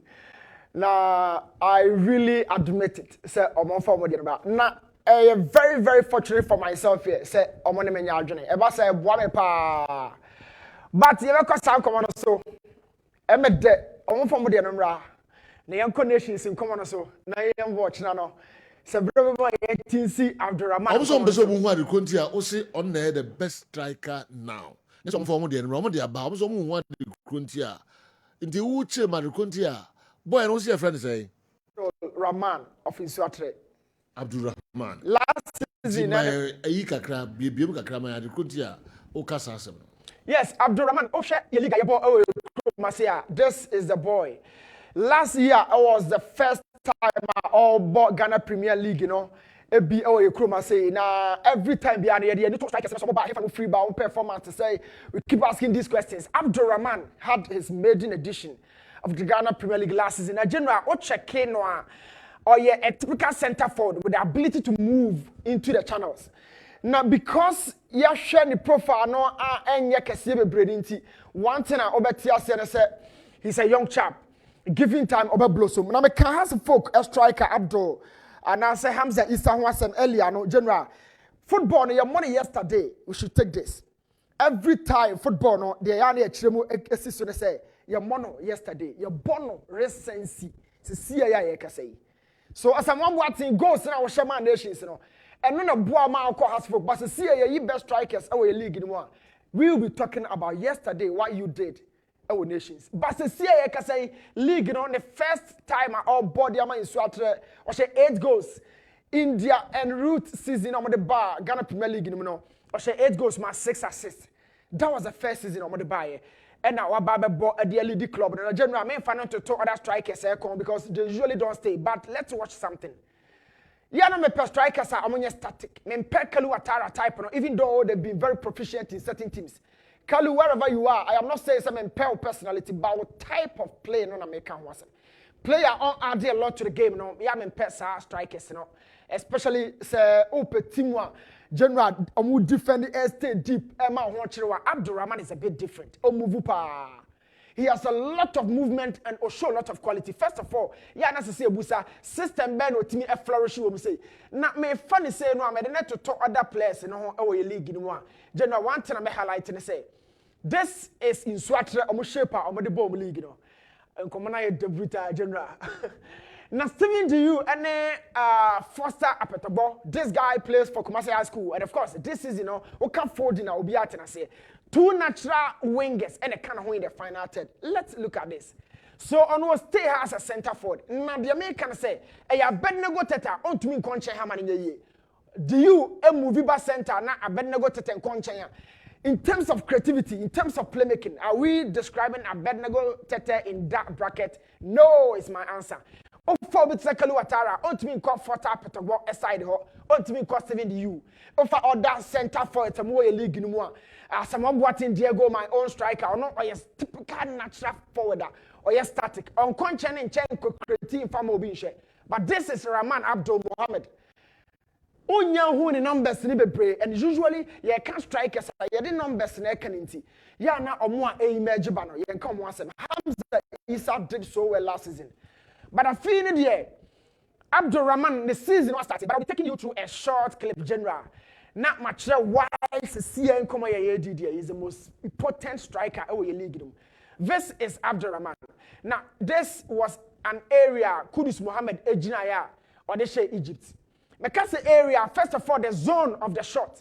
I know Kudus Ejinaya or they say Egypt. So we are Kai Ghana, Egypt, Semna Americana. This was the same position. Kudus Edebon or Etoye.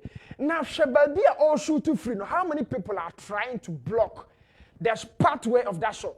But Abasa, we are talking about strikers or center forwards. A drew area or more eye, and you're solely focused on the goal frame. So Shababi Ojirano, you have about 3 players from Kotoko. Jet is tasting them and tries to have a shot at goal. Now, Danlad did his best. Shababi Aboni Kochi, this is the boy I'm talking about.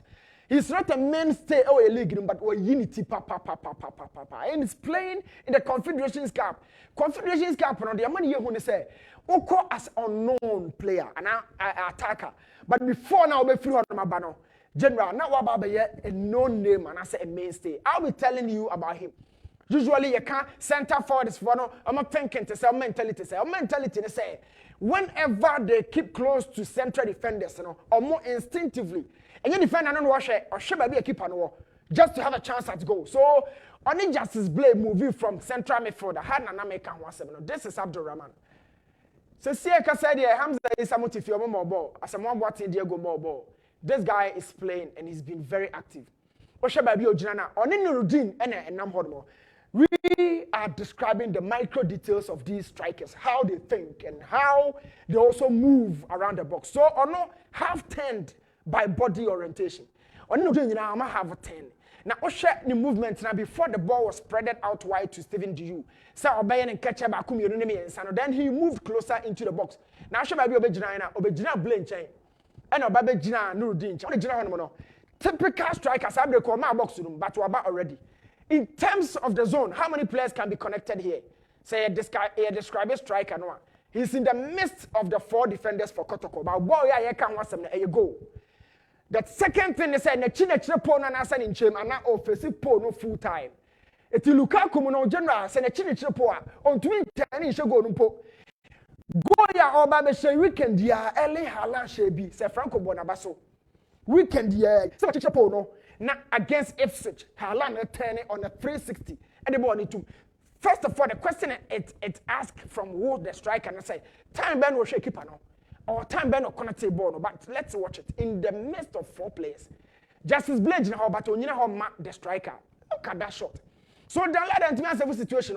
But usually we keep saying, say, should be a movie free at the central circle free by and a movie kakra. And you can also watch him. A catcher will say he doesn't really stay in the box. Or to me, work at the capacity to move. Now what you can connect a pattern of markers. But this is a striker and what when you have the time to still have a shot. Striker the already shot at goal. Yes, sir. Oh, my pot shot, boom. So, Abdul appear for box room. It do say no. Oh, Shadi. Obama should go box room, but I am talking about the flexibility in his movement. So, see, I can say strikers na share Ghana Premier League goes in here. Where are they justifying their status as the best strikers?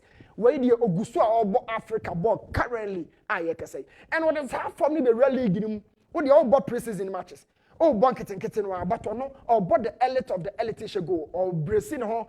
Go, so watch it. 6-7 players have been connected, but how or J ball one or try or picky goalkeeper? No, this is an instinct of a striker.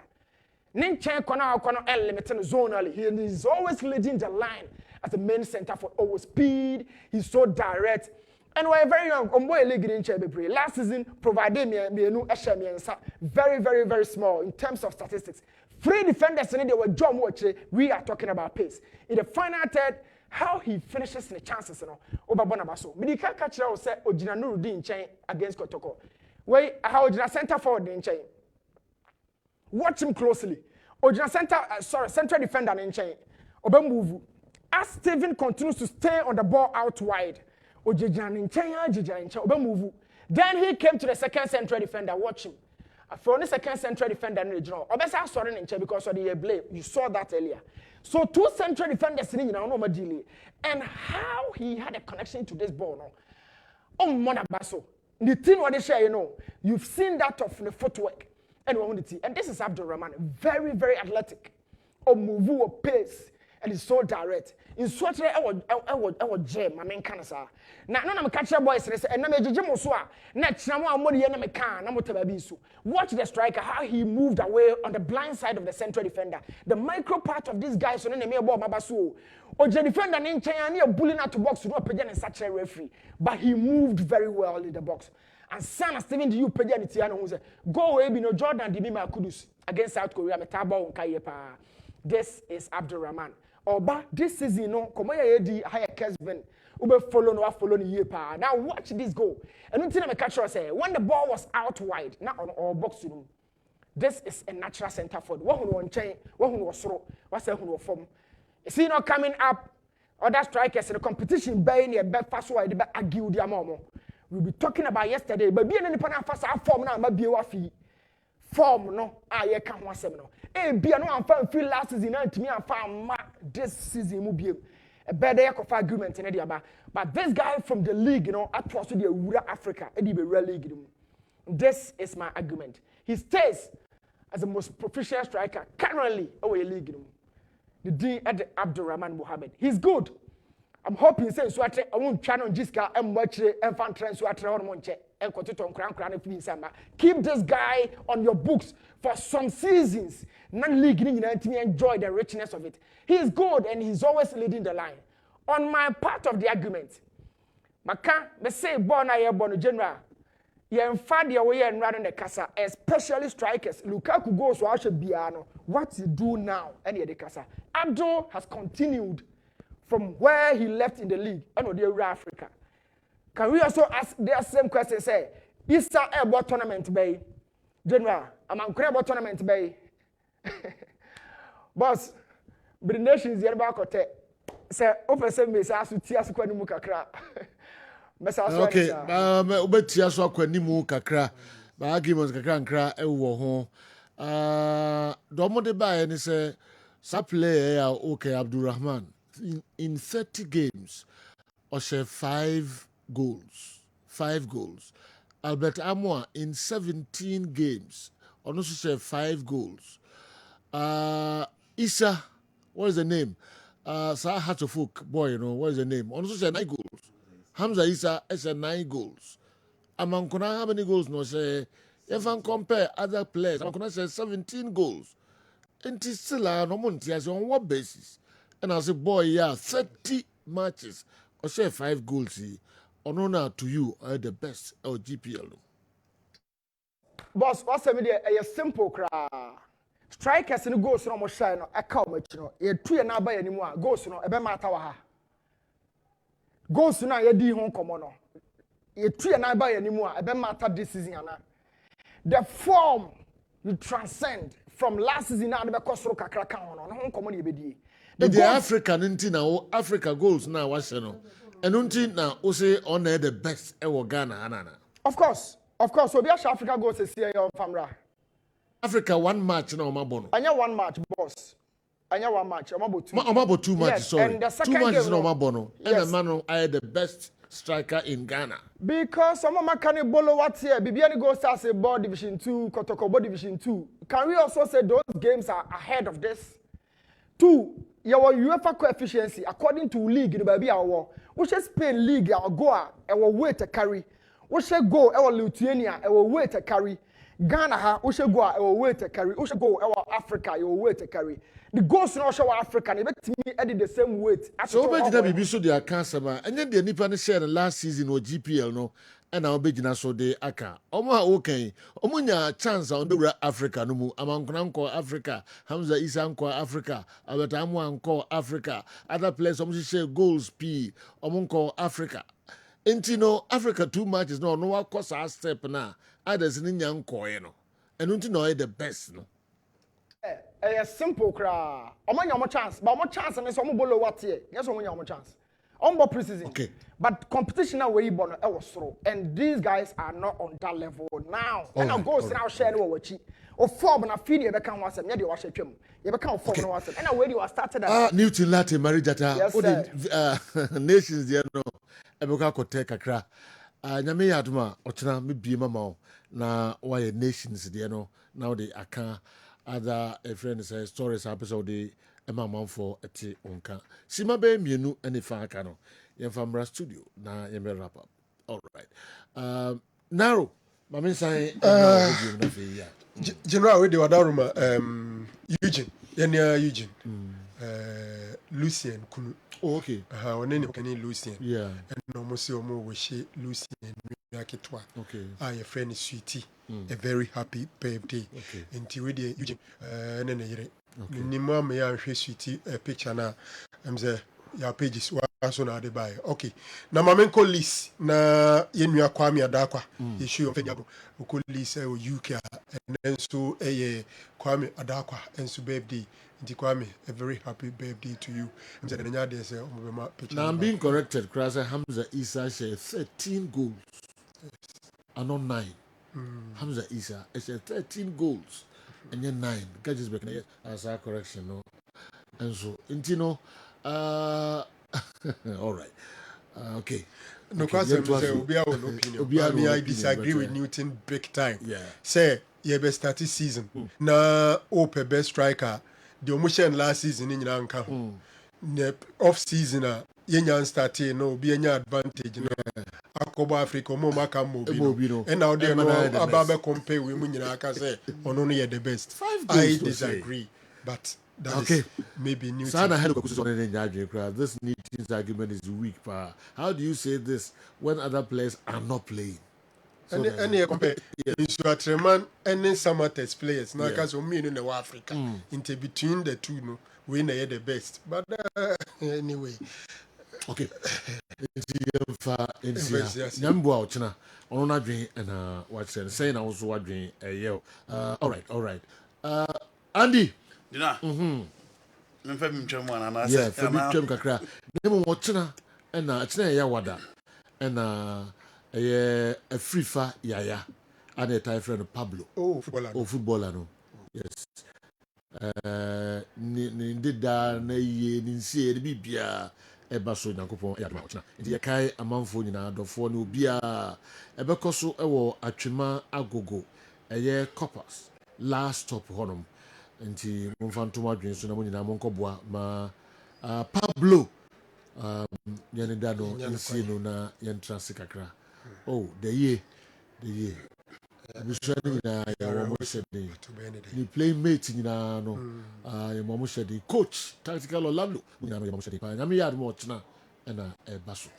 Right, General himself in page somewhere so what to say Kwame Adakwa feature na ere. Kwame Adakwa, okay. Yes, list UK. Hona Kwame Adakwa won't yen wish Kwame Adakwa a very happy birthday. Okay. My name say Eugene and so you get 20 the and so I radio city. Okay. And so a very happy birthday to Sweetie. Sweetie Nyo. Okay. Where Lucien Nyakitwa. Okay. Eugene there mse boys ni ko tufu anu ajiska no anu ajiska no ama sana sile tufu nti ono jiska na ono dindiko ze obaku ajiska no the confront no say di nti na bia ye ton vu bebre okroma na nase ho no na okoto o say o man mo makwan mo that's the one kwai mo ade food do wase ho no to fu no pa bia what's your friend say na girl now girl need the sweetie they wish you happy birthday yeah be fire na ko fast my bro happy birthday sweetie nyame on chira what no more feel so beautiful sweetie after all right yeah kwesi bobo opankro no o say o we she Wendy happy birthday. Okay. Nti minim say pictures me ready but only Wendy so be kwesi say o we she no happy birthday. Okay. Wendy ina for your hunyim ne wish you happy birthday. Beautiful girl. Unya so wadan na wana o wish. So you know I wouldn't say that by my office so e catch them say as a narrow birthday so which is ni na akoye 99% ye ma na won't say no the okay, breaking news up next. It was a share on 9 pepe. Extra time.